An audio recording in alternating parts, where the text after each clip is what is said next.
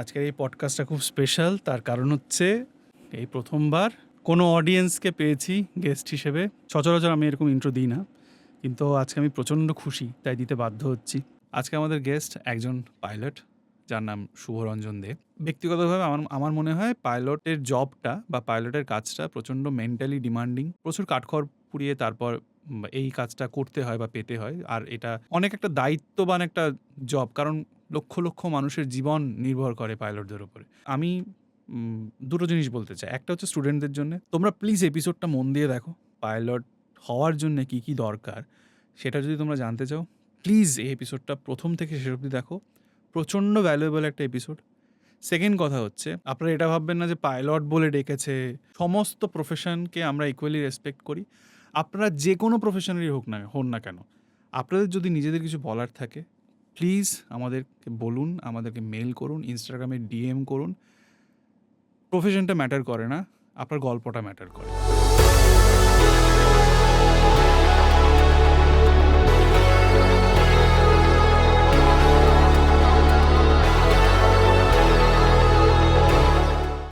Hello Subharanjan. Hello Subharanjan তো শুভরঞ্জন। আগে তুমি একটু অডিয়েন্সকে এটা বলে দাও যে আমরা না এটা পেইড পডকাস্ট না, আমরা তোমাকে অডিয়েন্স কাম গেস্ট হিসেবে সাজিয়ে এনেছি। পুরো জিনিসটা একটুখানি তুমি জাস্ট 2-3 মিনিট একটু ক্লিয়ার করে বলে দাও। আর মাইকটা একটু তোমার কাছে টেনে নাও প্লিজ। তোমার কাছে টেনে নাও, অসুবিধা নেই, তুমি তোমার মতো কমফোর্টেবলি বসো, কোনো চাপ আর আরেকটা জিনিস, আমি যখন কথা বলবো ক্যামেরার দিকে তাকিয়ে বলবো, কিচ্ছু করতো, তুমি আমার দিকে কথা বলবে। আচ্ছা। আর first of all thank you আমাকে এখানে একটা প্ল্যাটফর্ম দেওয়ার জন্য। আর এটা কোনো পেইড কোল্যাব নয় উইথ দাদা। এটা জেনুইনলি আমার ভালো লেগেছে পডকাস্ট দেখে, specially Arijit da from Trap, ওনার পডকাস্টটা দেখে আমার ডেফিনেটলি ভালো লেগেছে। তাই আমি ভেবেছিলাম যে আমার স্টোরি বা যেটা অন্যদের ইন্সপায়ার করে, তো সেটা যদি তোমার সাথে শেয়ার করা যায়, কারণ আই ফেল্ট কি জেনুইন একটা কানেকশন বানানো যেতে পারে তার জন্য। তো আমি জাস্ট সেই জন্য ভেরি গ্রেটফুল এই প্ল্যাটফর্মটার জন্য। থ্যাংক ইউ সো মাচ আমাদের একটি সাধারণ পডকাস্টকে বেছে নেওয়ার জন্য। যে ডেটে আমরা শ্যুট করছি, আজকের দিন অবধিও আমাদের সাবস্ক্রাইবার সংখ্যা 540। 540টা সাবস্ক্রাইবারের মধ্যেও আমরা যে এইটুকু ইম্প্যাক্ট তৈরি করতে পেরেছি, আই থিঙ্ক আমরা নিজেরা নিজেদের নিয়ে একটু প্রাউড ফিল করতে পারি, তাই না? আমার টিমও বলছে same. So we are proud of our selves and we are proud of একটি সাধারণ পডকাস্ট। আপনাদের মধ্যে যে কোনো অডিয়েন্স যার মনে হচ্ছে যে আমার একটা জেনুইন কথা বলার আছে, যে কোনো বিষয়ে, লেখাপড়া হতে পারে, সোসাইটি হতে পারে, যে কোনো বিষয় হতে পারে, যে কোনো, আপনাদের যদি মনে হয় যে আপনারা সেটা আমাদের সাথে শেয়ার করতে চান, সোসাইটিটাকে আরও বেটার করার দিকে এগিয়ে নিয়ে যাবে, একটা লোককে হলেও ইন্সপায়ার করতে পারবে, ঠিক যেমন অরিজিতের পডকাস্ট শুভরঞ্জনকে করতে পেরেছে। যদি আপনাদের কাছে এরকম কোনো গল্প থাকে, আমাদের মেল আইডি আমাদের চ্যানেলে দেওয়া আছে। এই পার্টিকুলার পোর্শনটাতে মেল আইডিটা হাইলাইট করে দেবো, সেখানে আপনারা মেল করুন। আমাদের ইনস্টা পেজে আমাদের ডিএম করতে পারেন। আমাদের ইনস্টা পেজের নাম হচ্ছে অনুপম ধর, স্পেলিং হচ্ছে ANUPMDHAR। এবার আমরা শুভরঞ্জনের কথায় পুরোপুরি ঢুকে যাব। প্লিজ তোমার সম্পর্কে কিছু বলো, তোমার কথা কেন শুনবো আমরা? আমি প্রথমত নর্মাল একজন স্টুডেন্ট, যার ছোটোবেলা থেকে ইচ্ছে ছিল পাইলট হওয়ার।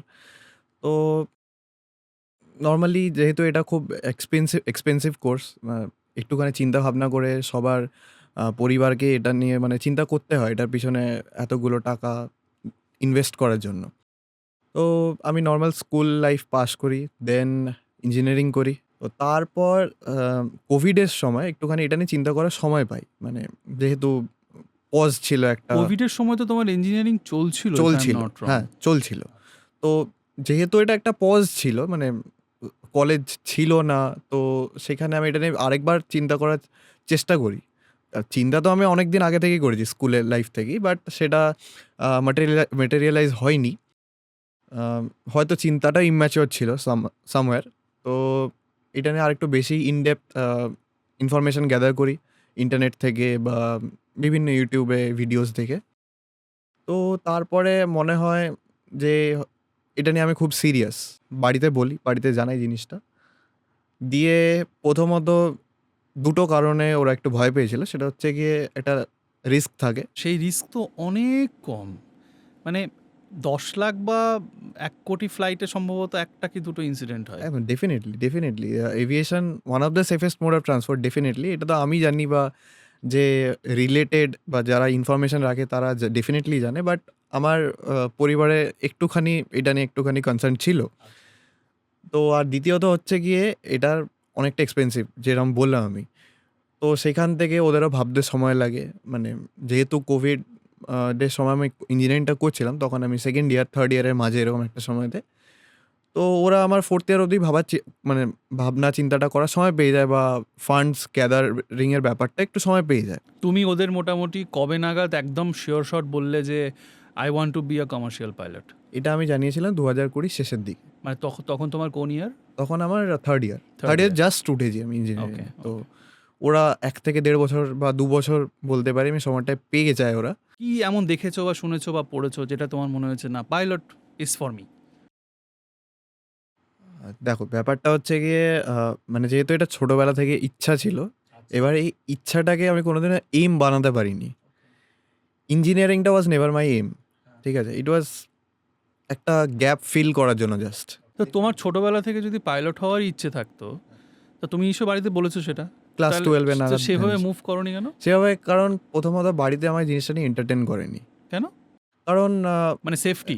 Not about safety. কারণ প্রথমত যখন আমি 12 এ বলেছিলাম, তখন দে ওয়্যার নট শিওর কি এত টাকা ইনভেস্ট করার পর আমি জিনিসটা নিয়ে মানে ম্যাচিওর ওয়েতে থিঙ্ক করছি কিনা। মানে সিরিয়াস ভাবে আমি কিছুদিন পরে হ্যাঁ, পাল্টে যদি গেল আমি মনে হয়। পাল্টে যাই। আচ্ছা কারণ আচ্ছা, সিরিয়াস আচ্ছা। ওয়েতে আমি কোনোদিনও তার আগে জানাতে পারিনি। ওরা আমার মধ্যে এই ইচ্ছেটা একমাত্র কিন্তু আমি বলবো 2020 শেষের দিকে আমি যখন জানিয়েছিলাম, তখনই কিন্তু ওরা আমার মধ্যে এই সিরিয়াসনেস ব্যাপারটা দেখতে পায়। ওকে। তো তারপরে ওরা ভাবনা চিন্তা শুরু করেছে ডেফিনেটলি। কেউ অ্যাক্টর হতে চায়, কেউ সিঙ্গার হতে চায়, কেউ ইঞ্জিনিয়ার, ডাক্তার, অনেকে অনেক কিছু হতে চায়। তো কোথাও একটা গিয়ে সেটা হতে চাওয়ার পেছনে ছোটবেলা থেকে আমাদের একটা কারণ থাকে। এরকম কোন পয়েন্ট আছে যেখান থেকে তোমার মনে হয়েছিল যে না না আমি পাইলটই হব? তো এই ব্যাপারটা হচ্ছে গিয়ে যখন আমি ধরো ১ম দিকে এয়ার ট্রাভেল করেছি হয়তো ১ টা বা ২ টো। তো তখন ইউনিফর্মটা দেখেছি ডেফিনেটলি। তো ইউনিফর্মটা আমার সেক্সি ইউনিফর্ম। ইউনিফর্মটা আমার মানে যেটা বলছো টার্নিং পয়েন্ট বা ইমপ্যাক্টফুল পয়েন্ট জীবনে ওটাই। ওকে। শুধু ইউনিফর্মটা যে দেখে মানে এখন আমি সেটা বুঝতে পারি, এখন রিলেট করতে পারি। ইউনিফর্মটা শুধু গ্ল্যামার নয়। ইউনিফর্মটার পিছনে একটা খুব বড় স্ট্রাগল আছে অ্যান্ড খুব বেশি বড় রেসপন্সিবিলিটি আছে। অ্যান্ড এই ইউনিফর্মটাকে আর্ন করতে হয়। এটা হয়, হ্যাঁ, এটা আমি ডেফিনিটলি তখন বুঝিনি, কারণ সেটা বোঝার মতো ম্যাচুরিটি ছিল না। বাট এইটা একটা ট্রুথ, মানে যেটা এখন আমি বুঝি অ্যান্ড ডেফিনেটলি রিলেটও করি। আমাকে এবার একটু প্রসেসটা বলো। 11 হয়ে গেল, 12 করলে, এবার আমাকে প্রসেসটা বলো। হ্যাঁ, এটা এবার দুভাবে করা যায়। একটা আফটার স্কুল 12 এর পর, আর একটা নরমাল ইঞ্জিনিয়ারিং বা যেকোনো মাস্টার্স বা যেকোনো ডিগ্রির পর। তো আমি যেমন ইঞ্জিনিয়ারিং করেছি, তো প্রসেসটা সেমই হবে 12 এর পর আর ইঞ্জিনিয়ারিং এর পর। তো এবার বিভিন্নভাবে এটাকে স্টার্ট করা যায়, কারণ এটা অনেকটা self paced program. Self base program বলতে? মানে এটা ওরকম অতটা স্ট্রাকচার্ড নয় লাইক ইঞ্জিনিয়ারিংয়ে কি আমাকে জেই মেন্স দিতে হবে বা WBJEE দেবো, হুম, সেটার র্যাঙ্কের অনুযায়ী আমি কোনো একটা কলেজে গেলাম, হুম, ঠিক আছে? হুম। এটা তো ওরকম কিছু নেই। আচ্ছা। এটাতে দুটো ওয়ে আছে। এটা হচ্ছে গিয়ে একটা হচ্ছে গিয়ে নিজে মানে যেটা করা যায় নিজে, সেটা কনভেনশনাল প্রোগ্রাম। আরেকটা হচ্ছে গিয়ে cadet program with any airline. একটা কনভেনশনাল প্রোগ্রাম, একটা cadet cadet program. Program. Okay.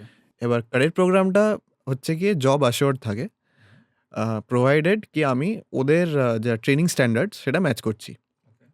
But সেখানে যেহেতু জব অ্যাশিওর্ড, সেটা আরও বেশি এক্সপেন্সিভ, ঠিক আছে?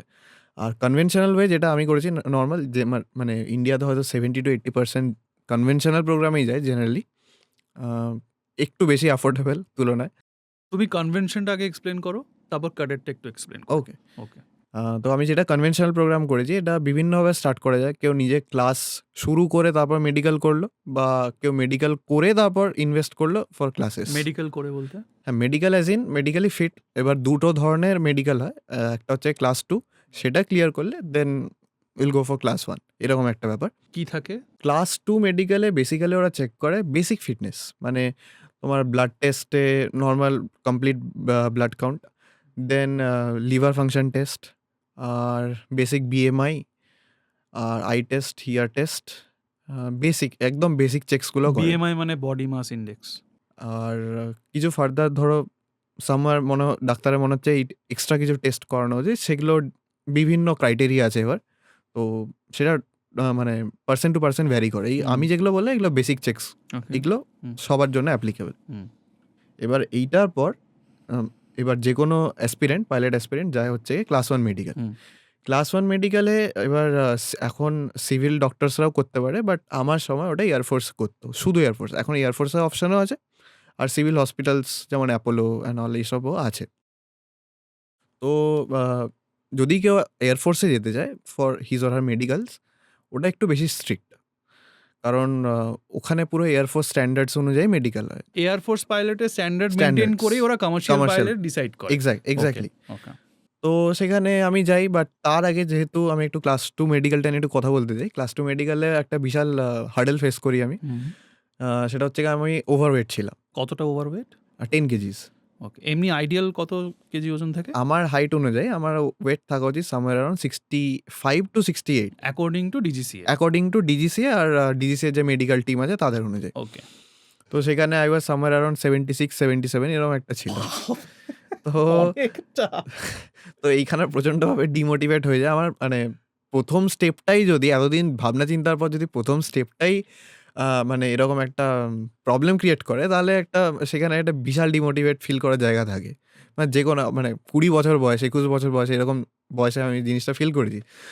তো যাই হোক, সেখান থেকে পাস হই জিনিসটাতে। এক্সট্রা কিছু টেস্ট। তুমি প্রায় 17-18 কিলো ওভারওয়েট ছিলে, তুমি কি করে পাস করলে? না 17-18 না, 10 কেজি মতো ছিলাম। 60 to 65। হ্যাঁ। তোমার ছিল 75 মতো। মানে প্রায় 15 কিলো এক্সট্রা। 15 কিলো তুমি দুম করে সরাতে পারবে না 15 কিলো আমি সরাইনি। ব্যাপারটা হচ্ছে কি, যখন ওভারওয়েট হয় কেউ according to his or her BMI, তখন কিছু এক্সট্রা টেস্ট ডিজিসিএ রেকমেন্ড করে। যে ধরো আমাকে যেমন সুগারের টেস্ট করাতে হয়েছিল, আর লিভার ফাংশন টেস্ট করাতে হয়েছিল এক্সট্রা। এই দুটো টেস্ট করে যখন প্যারামিটারটা ঠিক এসছে, তো আমাকে একটা রেকমেন্ডেশন দিয়েছিল কি বাই 3 মান্থস তোমাকে ওয়েটটা কমাতে হবে। কতটা? অ্যাজ পার ইয়োর বিএমআই ওরকম কিছু লেখেনি, বাট ডক্টর ভার্বালি আমায় বলে দিয়েছিল কি তোমায় 65 করতে হবে। তো ক্লাস 2 মেডিকেলটা আমি করে যাই পাস, এক্সট্রা টেস্ট দিয়ে যেমন বললাম। তারপরে এবার আমার মাথায় ঢোকে এবার আমি ওয়েটটা কী করে কমাবো। ঠিক আছে। তো আমি জিমে ভর্তি হই স্বাভাবিকভাবে। তো তখন এবার জিমে ভর্তি হলেই যে মানে ওরকমভাবে ওয়েট কমে যাবে, এটা 10 কিলো কমানো is not a matter of joke. একদম ডেফিনেটলি। তো যাই, খুব কষ্ট হয়, বাট মানে লক্ষ্যে স্থির থাকার জন্য করি জিনিসটা। মানে ওই 3 মাস খালি ডায়েট করেছি আর ওয়ার্কআউট করেছি। এবার আমাকে রেকমেন্ডেড ওয়েট দিয়েছিল 65 66 এরকম একটা রাখতে, কারণ এয়ারফোর্স আমি বললাম খুব স্ট্রিক্ট। 68 গেলেও হয়তো ওরা আবার কিছু প্রবলেম করে দিতে পারে। তো আমার ওয়েট ছিল 61 পয়েন্ট সামথিং। হ্যাটস অফ ভাই, হ্যাটস অফ। তো এটা ওই 62ই ধরে নাও। আমি ইমাজিন করতে পারছি যে তুমি কি প্রসেসের মধ্যে দিয়ে গেছো। Hats off. ওই 3টে মাস আমি প্রায় জিমে যেতাম for 3 hours, 2.5 hour or 3 hours এরকম একটা ডিউরেশন। খালি হয়তো আমি ওইটাতেই ফোকাস করি, হয়তো কেন ওটাতেই ফোকাস করেছি। তখন অন্য কিছু নিয়ে চিন্তাই করিনি। হ্যাঁ, কলেজের কাজ ছিল, ডেফিনেটলি ছিল, সেটা করে নিতাম, যেটা বেয়ার মিনিমাম মানে টু পাস দ্য এক্সাম সেটা আমি করে নিয়েছি। বাট ওই যে কখনো মন দিইনি জিনিসটাতে, তো সেখানে হয়তো আমি এটাতে বেশি ফোকাস করতে পেরেছি। তো ফাইনালি আমি গেলাম 2021-এর কথা। তো এয়ারফোর্সের যেটা দিল্লিতে আছে এফসিএমই, খুবই স্কেপটিক্যাল ছিলাম। যতই আমার ওয়েট কমে যাক আমার তাও চিন্তা হচ্ছিল, কারণ প্রথম এক্সপিরিয়েন্সটাই খারাপ হয়ে যায়। সেটা আমার দোষেই হয়েছে ডেফিনেটলি, এখানে কারো কিছু করার নেই। তো ওটা 2 দিনের প্রসেস। প্রথম দিন ওয়াজ এভরিথিং ওয়াজ ওকে। সেকেন্ড দিন দে টোল্ড মি কি তুমি বেশি রোগা হয়ে গেছো, তোমার মানে তোমার বিএমআইয়ের তুলনায় তুমি একটু বেশিই রোগা। বাট হ্যাঁ, মেডিকেল স্ট্যান্ডার্ডস অনুযায়ী তুমি ফিট, কোনো প্রবলেম নেই। বাট হ্যাঁ, একটুখানি খাওয়া দাওয়া করো, অত চিন্তার কিছু নেই। এই জিনিসটা আমায় এক্স্যাক্টলি বলেছিল একজন এয়ারফোর্সেরই মেডিকেল ডক্টর। তো যাই হোক, তারপরে সঙ্গে সঙ্গেই they gave me the fit certificate without any recommendations. Like আমার ক্লাস টুতে রেকমেন্ডেশন ছিল, ইজি মেডিকেলে আমার রেকমেন্ডেশন ছিল, বাট টাফ ওয়ানে কোনো রেকমেন্ডেশন ছিল না। আর এখানে আমি একটা সাজেশন দিতে চাই যে কোনো পাইলট অ্যাসপিরেন্টকে। অনেকে ফর প্রফিটস, বিভিন্ন গ্রাউন্ড স্কুল আছে, তারা তাদের প্রফিটটা দেখে, তো সেই কারণে ওরা মেডিকেলটাকে প্রথমে করতে বারণ করে। লাইক ক্লাস টু করতে বললেও ক্লাস ওয়ান বারণ করবে, কারণ আমি অনেক কেস দেখেছি, আমার অনেক বন্ধু বা জুনিয়র্স যারা আছে class two medical more or less pass হয়ে যায়। এবার ক্লাস মানে কেউ একটু বেশি মানে একটু বেশি ওজন হলো কারোর, বা সামথিং কিছু হলো এরকম, বাইরে ফিজিক্যালি সেটা দেখে যদি বোঝা যায় সেটা ইজিলি কিওর করা যায়। এবার বডির ভেতরে কিছু হয়ে থাকলে সেটা বোঝা যায় না। কোনো প্যারামিটার ধরো এলএফটি বা সুগার বা এরকম কিছু আরও অনেক প্যারামিটার আছে যেগুলো বডির ভেতরে, সেগুলো তো আমি বাইরে থেকে বুঝতে পারবো না। তো এবার ক্লাস ওয়ান মেডিকেলে কিন্তু প্রত্যেকটা প্যারামিটার চেক হয়। এবার যেটা ফিজিক্যালি আমি বাইরে থেকে বুঝতে পারছি না, সেটা তো কিছু করতে পারবো না যতক্ষণ না আমি টেস্টগুলো করাচ্ছি, যে প্যারামিটার্সগুলো যেগুলো আছে। তো সেই কারণে আমি সবাইকেই এটা সবসময় সাজেস্ট করি, যারা আমাকে জিজ্ঞাসা করে কি আগে মেডিকেল করো। কারণ গ্রাউন্ড ক্লাসও মোটামুটি ইট টেক্স 3 lakhs। তো 3 লাখ টাকার মানে ইনস্টলমেন্টেও যদি দাও, 3 লাখ টাকার যা ইনস্টলমেন্ট দাও, তাদের দেওয়ার আগে মেডিকেল করো। কারণ মেডিকেলি ফিট না হলে তুমি যতই পড়াশোনা করে না, যতই ইচ্ছা থাকুক বা যতই এম থাকুক, এটাকে অ্যাচিভ করা সম্ভব নয়। এই পুরো ভর্তির প্রসেস নিয়ে কি কি স্ক্যাম চলে, অমুক তমুক টাকা পয়সার খেলা কি কি চলে টপ টু বটম অবধি, এই বিষয়টা নিয়ে একটু পরে আসছি। তো ক্লাস টু তুমি পাশ করলে মেডিকেল এক্সাম, ক্লাস ওয়ানও পাশ করলে, what is the next process? Next process এবার দুদিক দিয়ে যাওয়া যায়। সেটা হচ্ছে কি, আমি যেমন বললাম গ্রাউন্ড ক্লাসে ভর্তি হওয়া যায়। আরেকটা হচ্ছে কি কি ক্লাস? সরি, গ্রাউন্ড ক্লাস, মানে গ্রাউন্ড ক্লাস। গ্রাউন্ড ক্লাস মানে গ্রাউন্ড ক্লাস, হ্যাঁ, মানে হচ্ছে কি থিওরিটিক্যাল ক্লাস, সোজা কথা। মানে আচ্ছা, পাতি বাংলায় হ্যাঁ বলো, হ্যাঁ, theoretical পাতি বলো। বাংলায়। এটা একটা আমি টার্ম ইউজ করে দিলাম, যেহেতু আমি রেগুলারলি ওই চাপ নেই, টার্মটা ইউজ এবার করি। স্টুডেন্টরা যারা এটা দেখছে তারা যদি ওখানে যায় ওরা তো এমনি বুঝে যাবে। আমরা যতটা সম্ভব রিলেটেবল রাখার চেষ্টা করছি। একদম। তো থিওরিটিক্যাল ক্লাসটাতে ভর্তি হওয়া যায় বা আলাদা করে, আর বা ফ্লাইং স্কুলে থিওরিটিক্যাল ক্লাস থাকে। ওকে, তো আমি রেকমেন্ড করবো আলাদা করে করায়, কারণ এই ভুলটা আমি করেছি। কারণ ফ্লাইং স্কুলে ইন্ডিয়াতে যেগুলো আছে, আমাদের দেশে যেগুলো আছে, ফ্লাইং স্কুলে ওরকম প্রপার ইনফ্রাস্ট্রাকচার নেই এই থিওরিটিক্যাল ক্লাস করানো। ইনফ্রাস্ট্রাকচার বলতে ভাই মানে মানে আমি কথাটা একটু ভুল বলে, ইনফ্রাস্ট্রাকচার মানে হিউম্যান রিসোর্স ইনফ্রাস্ট্রাকচারটা টিচার নেই, নেই। টিচার নেই। ওকে, মানে টিচার যারা থাকেও আর কি, তারা অতটা হেল্পফুল হয় না। কেন? কারণ ফ্লাইং স্কুলে খালি মেন খেয়াল দেওয়া হয় ফ্লাইংয়ের, even though they pitch for ground classes, but ওরা ওটাতে মানে অতটা মানে ইনভেস্টেড নয় জিনিসটা। কিন্তু আমি যদি থিওরি না বুঝি, আমি প্রবলেম সলভিং স্কিল তো আমার মধ্যে আসবে না। ডেফিনেটলি আসবে না, বেসিক তো ক্লিয়ারই হচ্ছে আসবে না না। আমার। তো এখানে কি হয়, এখানে তখন একটা স্টুডেন্টকে অন্য জায়গায় ক্লাস নিতে হয়। মানে কোনো একটা টিচার বললো ভাই আমার কাছে প্রাইভেট টিউশন নাও, এরকম না না টাইপের না, সিন এরকম না, এরকম চলে না। ওকে, মানে তখন একটা স্টুডেন্টকে বাইরে আলাদা করে, ধরো দিল্লিতে, মুম্বাই, কলকাতাতেও আছে, ইনফ্যাক্ট কলকাতা কম আছে বাট আছে। তো তখন আলাদা করে একটা ক্লাস নিতে হচ্ছে স্টুডেন্টকে, সেখানে এক্সট্রা ইনভেস্টমেন্ট। তার থেকে আমি যেটা সাজেস্ট করি, একটা ভালো মানে গ্রাউন্ড ক্লাস বা থিওরিটিক্যাল ক্লাস দেখে আগে থেকে এক্সামগুলো যদি পাস করে নেওয়া যায়, 1-2টা এক্সাম করা যায় না আগে থেকে, বাট বাকিগুলো করে নেওয়া যায়, সেক্ষেত্রে ফ্লাইং স্কুলে গিয়ে থিওরিটিক্যাল জিনিস পড়ার চাপটা কম থাকবে। টোটালি আমার মেন্টালি ইনভেস্টেড থাকবো ফ্লাইংয়ে প্রথমত। আর ফ্লাইংয়ের সাথে পড়া ইজ ভেরি ডিফিকাল্ট। মানে থিওরি আর প্র্যাকটিক্যাল একসাথে করা খুব ডিফিকাল্ট, কারণ হচ্ছে গিয়ে আমি যখন ফ্লাইং করব, সেখানে এটা খুব মেন্টালি এক্সস্টিং জিনিস।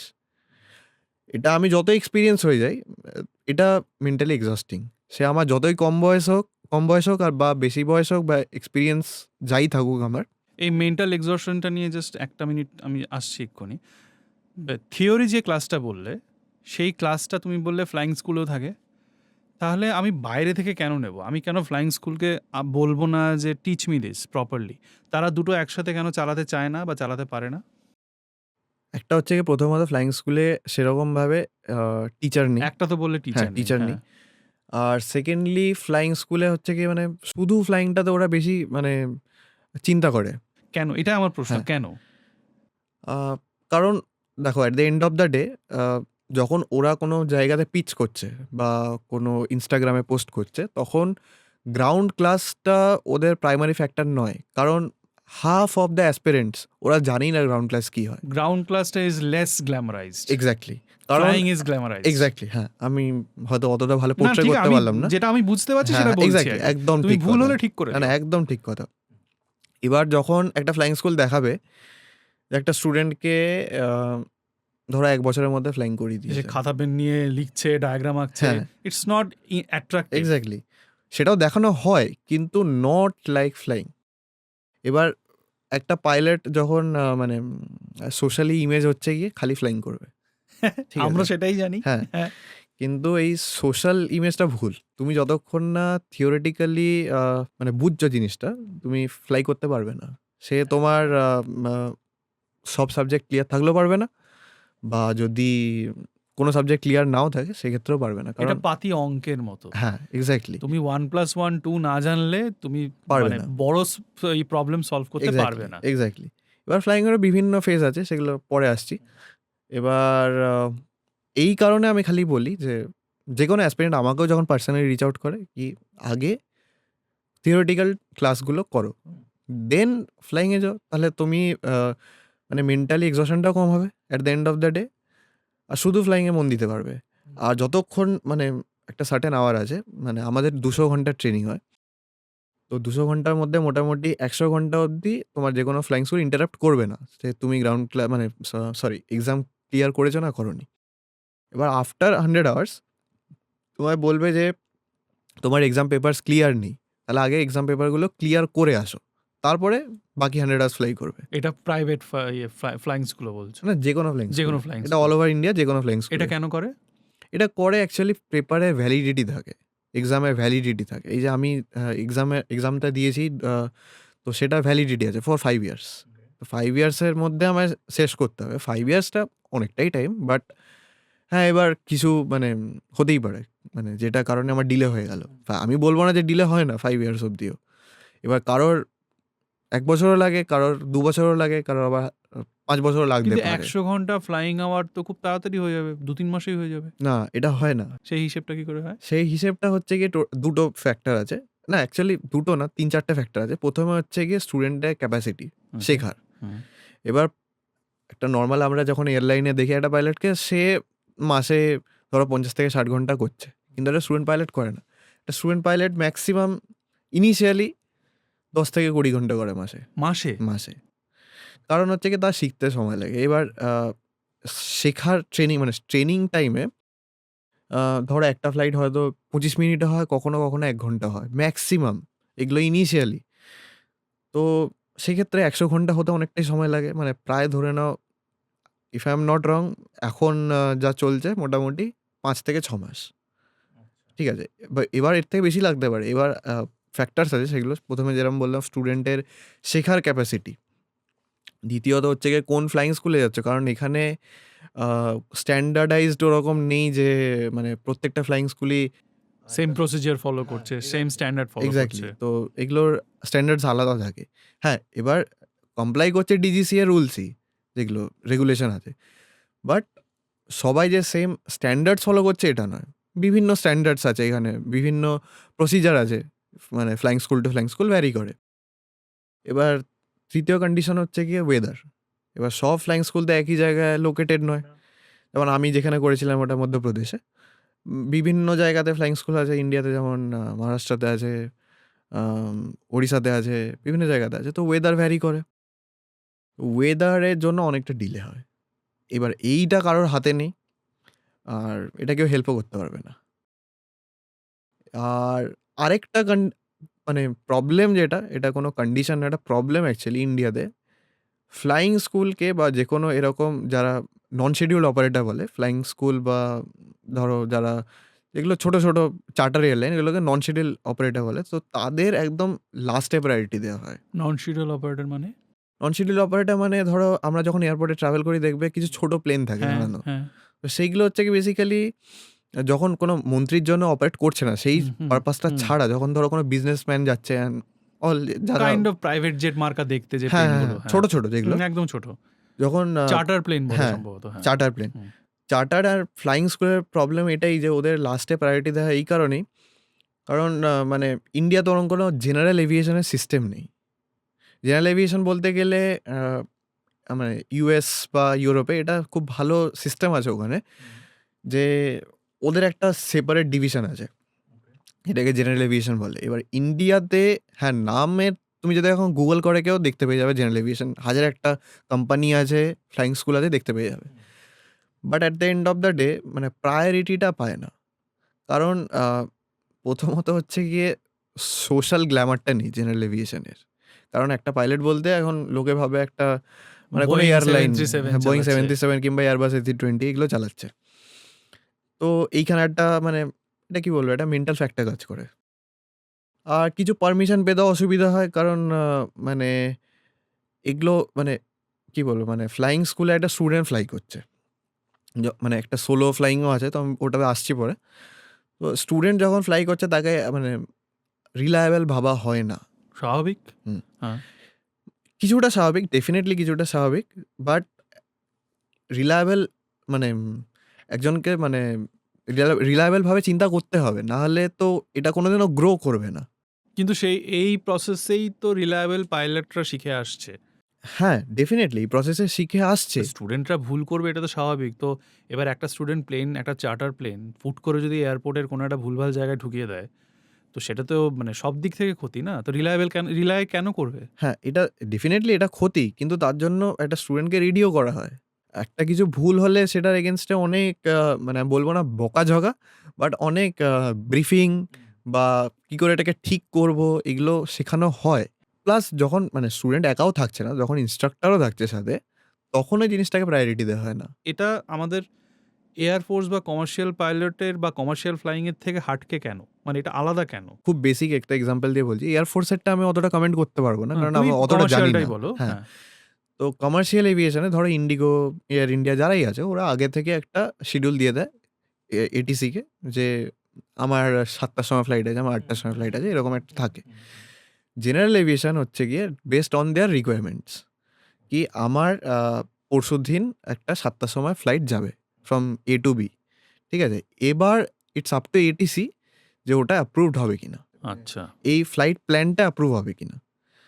আর ফর এয়ারলাইন্স এটা আলাদা, এয়ারলাইন্সকে এটিসি অ্যাপ্রুভ করেই দেয়, কারণ at the end of the day airline যদি না চালাতে পারে সেটা গভর্নমেন্টের ফেলিয়ার।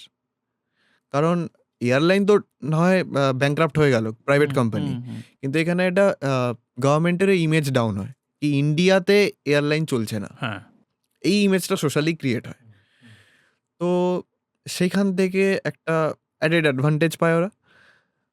এবার সেখানে অ্যাডেড অ্যাডভান্টেজ দেওয়াটা উচিতও, কারণ at the end of the day সবাই প্রফিট করবে, আর বিজনেস মানেই প্রফিট দে করতেই আর হবে। Running the economy. একদম, they are running the economy. Priority দিতে হবে। একদম।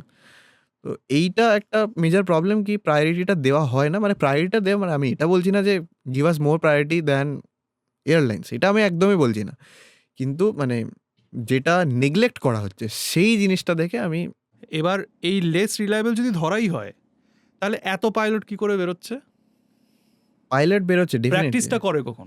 হ্যাঁ এক্স্যাক্টলি, পাইলট বেরোচ্ছে বা প্র্যাকটিসও হচ্ছে, কিন্তু at the end of the day যেটা আমাদের একটা টাইম লাইন দেওয়া হচ্ছে, ধরো এখানে বিভিন্ন ফ্যাক্টরস আছে, তো main one of the factors এটাও, যে একটা পাইলটের যে কোর্স ম্যাক্সিমাম 1 বছর হওয়া উচিত, সেটা এক্সটেন্ড হয়ে যাচ্ছে 2 বছর 2.5 বছর।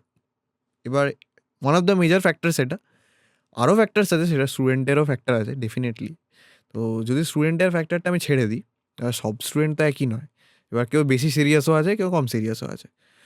তো সেখানে এটা একটা ফ্যাক্টর প্লে করে। তুমি ধরো ফ্লাইটের জন্য রেডি হয়ে তুমি গেলে, স্কুলে গেলে, ওয়েট করছো, বাট দিনের পর দিন আমি কথাটা ভুল বলবো, ধরো মাসে 3-4 দিন, মানে মাসে তো তুমি ডেলি ফ্লাই করছো না স্টুডেন্ট পাইলট, তো 3-4 দিনে যদি তোমার আমার পার্সোনাল এক্সপিরিয়েন্সও আছে এটাতে, তো এই সব কারণে, পারমিশনের কারণে অনেক ফ্লাইটস ক্যান্সেল হয়ে যায়। মানে ধরো ভিআইপি মুভমেন্টও আছে কিছু। যে কোনো যদি মুভমেন্ট হয় যেটাতে ওই পার্টিকুলার টাইমটা বা এয়ার স্পেসটা কোনো কারণে ব্লক থাকবে হ্যাঁ, হ্যাঁ, বা ব্লক করতে হবে, হ্যাঁ। তোমাদেরকে একদম লোয়েস্ট প্রায়োরিটিতে রাখা হয়। এক্স্যাক্টলি আমি এটাই বলতে চাইছিলাম। থিওরি পড়ার পরে তুমি বলছো প্র্যাকটিক্যালটা করলে বেটার হয়, হ্যাঁ, বেটার। তোমার এক্সপিরিয়েন্স। হ্যাঁ। এটা কি কেউ ডিফার করতে পারে যে না আমার মনে হয় দুটোই একসাথে চালাতে পারে? ইনফ্যাক্ট আমিই করেছি ওটা। কারণ আমি ঠিকমতো গাইড পাইনি ইনিশিয়ালি। তো আ আমি ভেবেছিলাম যে ফ্লাইং এর সাথে, সাথে আমি থিওরি করে নেব। মানে আমি তো তখন বুঝতে পারিনি যেহেতু সেরকম গাইডেন্স পাইনি। তো যখন আমি ফ্লাইং স্কুলে গেলাম তো দেখলাম যে আমার অনেক বন্ধুই মানে অনেক বন্ধু না মানে যারা ব্যাচমেটস তারা অনেক ক্লিয়ার করে এসছে পেপারস। আমার ছিল না। একটাও পেপার তারা ক্লিয়ার ওই ছিল না। ওই প্রসেসটা বলছে হ্যাঁ, যেটা তুমি হ্যাঁ। বলছো যে আমি ফলো যেটা করতে। সাজেস্ট করছি। থিওরি পরে, হ্যাঁ। তো থিওরি আগে প্র্যাকটিক্যাল পরে। হ্যাঁ, এক্সাক্টলি। হুম। তো আমি গিয়ে জিনিসটা একটা মানে ওভারওয়েলমিং ব্যাপার হয় যখন ওরা সব জানে আমি জানি না এরকম একটা ব্যাপার হয়। তো ইনফিনিটি কমপ্লেক্স কাজ করে। এক্স্যাক্টলি। তো বাট সেখান থেকেও ফ্লাইং স্কুলেরই ক্লাস নিই। আমি বলব না যে খুব ভালো ছিল। ১-২টো সাবজেক্ট ছাড়া। যেটা আমি আগেই বললাম।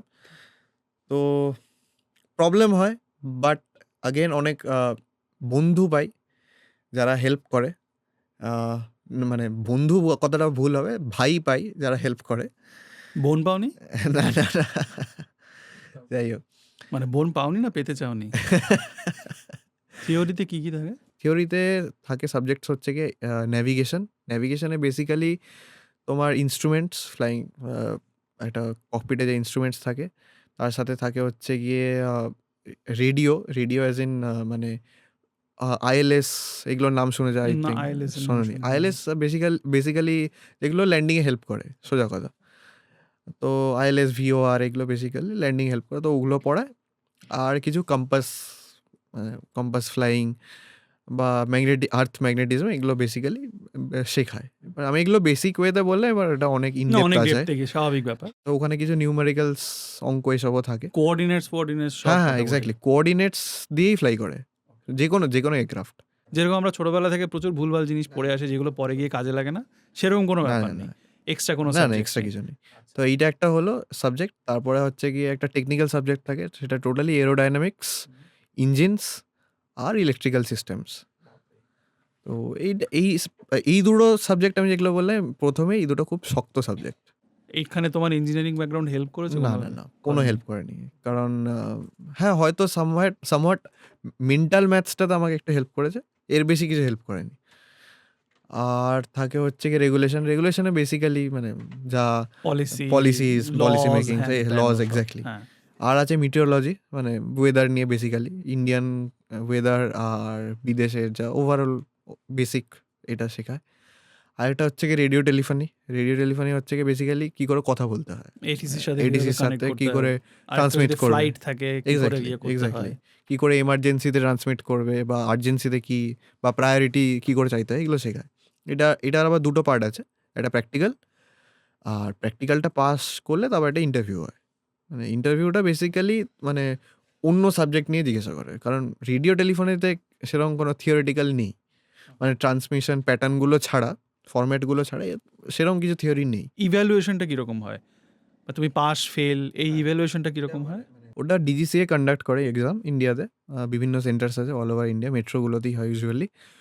তো ওটার পাসিং রেট হচ্ছে গিয়ে 70% প্রথমত। আউট অফ 100 মানে টোটাল নাম্বার কত থাকে? টোটাল কোনো সাবজেক্টে 100টা কোয়েশ্চেন থাকে। কোনো সাবজেক্টে 60টা কোয়েশ্চেন থাকে। তো 100 হলে 70। কোনো নাম্বার নেই যেরকম আমাদের ১০ নাম্বারের প্রশ্ন লেখো, 5 নাম্বারের প্রশ্ন, না, ওরকম কোনো ব্যাপার ওরকম নেই। ওরকম নেই। ১০০টা যে পেপারে থাকে ১০০টা কোয়েশ্চেন সেটাতে 2 মার্কসের কোয়েশ্চেন থাকে সব কোয়েশ্চেনগুলি। আর যেটাতে ৬০টা কোয়েশ্চেন থাকে যে পেপারে ওটাতে ১ মার্কসেরই থাকে সব। মাইনাস মার্কিং আছে? না, নেগেটিভ মার্কিং নেই। আচ্ছা, আচ্ছা। তো এগুলো পাসিং পার্সেন্টেজ হচ্ছে কি 70%। তো ১০০ হলে ৭০ আর 60 হলে 42। ধরো তুমি 70% পেলে, আমি 95% পেলাম। কথার কথা। আমি কি এক্সট্রা পার্কস পাবো? এক্সট্রা মার্কস নেই। এখানে তোমার 70 মানেও পাস আর 99 মানেও পাস। তারপর ওই প্র্যাকটিক্যালে গিয়ে বা জবের ক্ষেত্রে আমি কোনো না, এক্সট্রা বেনিফিট এক্সট্রা পাবো না। কোনো বেনিফিট নেই। কারণ at the end of the day কেউ তোমার ডিজিসিএ রেজাল্ট নিয়ে কনসার্ন নয়। কারণ ওরা দেখছে জাস্ট এই ছেলেটা বা এই মেয়েটা পাস করেই এসছে। কারণ ওরা আলাদা করে রিটেন এক্সাম নিবে। কোম্পানিগুলোর কথা বলছো তো? ওরা যদি আলাদা করে রিটেন এক্সাম নেয় কোম্পানিগুলো, তাহলে আমি বেকার থিওরি পড়ে সময় নষ্ট করবো কেন? ওই রিটেন এক্সামের জন্য পড়বো। মানে ডিজিসিএ এর কথা বলছি আমি কেন টাইমটা নষ্ট করলাম? হ্যাঁ। ডিজিসিএ এর তো এটা একটা কোর্স, এটা একটা কারিকুলাম। তো কারিকুলামটা ফুলফিল করার স্কিপ জন্য করা যাবে না। না স্কিপ করা যাবে না। ওকে ওকে, কোনো ওই- অপশন নেই হ্যাঁ, স্কিপ করার। এই 6টা সাবজেক্ট যা বললাম তোমাকে, যে আগে বললাম যেগুলো, এই 6টা সাবজেক্ট পাস করতেই হবে। এই পাস না করলে তুমি করতে পারবে না, মানে এটা একটা কারিকুলাম আছে ফিক্সড। 70% পেলাম, পাস করলাম, নেক্সট। নেক্সট হচ্ছে গিয়ে ফ্লাইং, মানে যদি কেউ আলাদা করে আগে থিওরি ক্লিয়ার করে না তাহলে তো ভালোই তার জন্য। এবার ফ্লাইং শুরু হয় হচ্ছে গিয়ে একটা ইনস্ট্রাক্টর দেবে তোমায় ফ্লাইং স্কুল থেকে, তো তার সাথে তুমি যাবে, ফ্লাইং করবে। এবার ইনিশিয়ালি মানে যে ধরো এয়ারপোর্ট বা এয়ারবেস যাই আছে তার আশপাশেই ফ্লাইং করবে। তোমার প্রথমত শেখাবে যে মানে হাওয়াতে কীরকম লাগে জিনিসটা। কত ফুট উঁচুতে যায় ফ্লাইট? আর প্রথমে ধরো ওই 2-3 হাজার এরকম থাকে। এমন করে 2-3 হাজার বলছে যেন কিছুই না। সাউথ সিটির ওপরে গেলে আমার মাথা করে। হ্যাঁ, প্রথমে 2-3 হাজার এরকম। ফিট না মিটার? ফিট। আচ্ছা, তো এরকম একটা থাকে। 5000ও হয়, 5000 ফিটও হয়। এবার ডিপেন্ড করছে যা ক্লিয়ারেন্স পাবে। তো প্রথমে শেখাবে কী করে, কীরকম কী ফিল হয়, বা টার্ন করলে কীভাবে করতে হয়, পিচ আপ পিচ ডাউন কী করে করতে হয়, এগুলো শেখাবে। তারপর এগুলো যে শেখালো, এগুলো একটা বেসিক, এগুলো মানে যে কোনো স্টুডেন্ট গ্র্যাব করে নেয়। ধরো 5-6 আওয়ার্স লাগে, যে কোনো স্টুডেন্ট গ্র্যাব করে নেয়, এটা বেসিক। ইনিশিয়ালিও শুধু নয়, যে কোনো পাইলট সে যতই এক্সপিরিয়েন্স হোক বা 0 আওয়ার্স হোক, মোস্ট ইম্পর্ট্যান্ট অ্যান্ড শক্ত হচ্ছে কি ল্যান্ডিং। ল্যান্ডিংটা কেন শক্ত? কারণ হচ্ছে কি ইনিশিয়ালি তো শক্ত, খুবই শক্ত। কারণ হচ্ছে কি অত স্পিডে যখন ল্যান্ড করছে, ইনিশিয়ালি যে প্লেনগুলো আমরা শিখেছি 150 কিলোমিটার পার আওয়ারে ধরো ল্যান্ড করতে আসছে, ঠিক আছে, 140 থেকে 150। এমন করে ইজিলি বলছে না। তো 140-150 কোনো ব্যাপার। তারপর তো সেটাকে স্পিডটা কি করে কমিয়ে একদম প্রপারলি সেফ ওয়ে, আমি বলছি না স্মুথ বসাতে হবে, একদম না, স্মুথ বসে না প্রথমত, হাতে সেট হয় না, সেফ এই ওয়েতে। ধাক্কাটা মারে হ্যাঁ প্রথম। হ্যাঁ, ও তো মারেই, আচ্ছা খুব বাজে মারে, যেটা দেখালে তার থেকেও বাজে মারে। এটা আমারও হাতে হয়েছে। আচ্ছা, তো সেই মানে সেই জায়গাটায় আসার জন্য অনেকটা সময় লাগে। কারণ আমি যেটা প্রথম 5 ঘন্টার কথা বললাম, এটা শিখে যায়, সবাই শিখে যায়। কিন্তু এই ল্যান্ডিংটা শেখার টাইম লাইনটা সবার আলাদা। 5 প্লাস আরও ধরো 18-19 ঘন্টা লেগেছে শিখতে। ল্যান্ডিংটা মানে শিখতে, মানে ভালো ল্যান্ডিং বলবো না, বাট সেফ ল্যান্ডিং। তুমি কি এখনো ভালো ল্যান্ডিং করো না সেফ ল্যান্ডিং করো? ডিপেন্ড করছে। তো গেলাম, যখন টেক অফটা করলাম একা, তো খুব ভালো লেগেছিল। আবার যখন ল্যান্ডিং করতে আসছি তখন অবভিয়াসলি কনসার্নড হয়ে গেছে ওই জিনিসটা নিয়ে। আর বাট হ্যাঁ, এলাম, করেছি, ঠিকঠাকই ল্যান্ডিং ছিল। আর তারপরে আস্তে আস্তে সোলো ফ্লাইং স্টার্ট করি। এবার এই সোলো ফ্লাইংয়েরও একটা ক্রাইটেরিয়া আছে, মানে ডিজিসি এর। তো আউট অফ দ্য 200 আওয়ার্স মানে অফ ট্রেনিং, তোমার 100 আওয়ার্স সোলো ফ্লাই করতে হবে। তো এই সোলো, এটা কারিকুলামের মধ্যে হ্যাঁ, ইনক্লুডেড? এটা ম্যান্ডেটরি। ম্যান্ডেটরি। এখানে কোনো মানে কিছু করা যাবে না। মানে প্রথম 100 আওয়ার্স তুমি অ্যাজ আ স্টুডেন্ট করলে, তারপর তুমি সোলো চেক করলে, না, সোলো প্রথম চেকের 100 পরে আওয়ার্স না। আচ্ছা তাহলে এটা হচ্ছে গিয়ে ধরো আমি সোলো রিলিজ হয়েছিলাম 24 আওয়ার্সে, মানে 0 to 24 আওয়ার্স, এটা বলছি। আচ্ছা তো এটা মোটামুটি ভ্যারি করে, এটা মোটামুটি ধরে নিতে পারে অন অ্যান অ্যাভারেজ ওই 17-18 থেকে ওদিকে 30 আওয়ার্স অবধি, 30। তো বিভিন্ন স্টুডেন্টের ক্যাপাসিটির উপর ভ্যারি করে এটা টোটালি।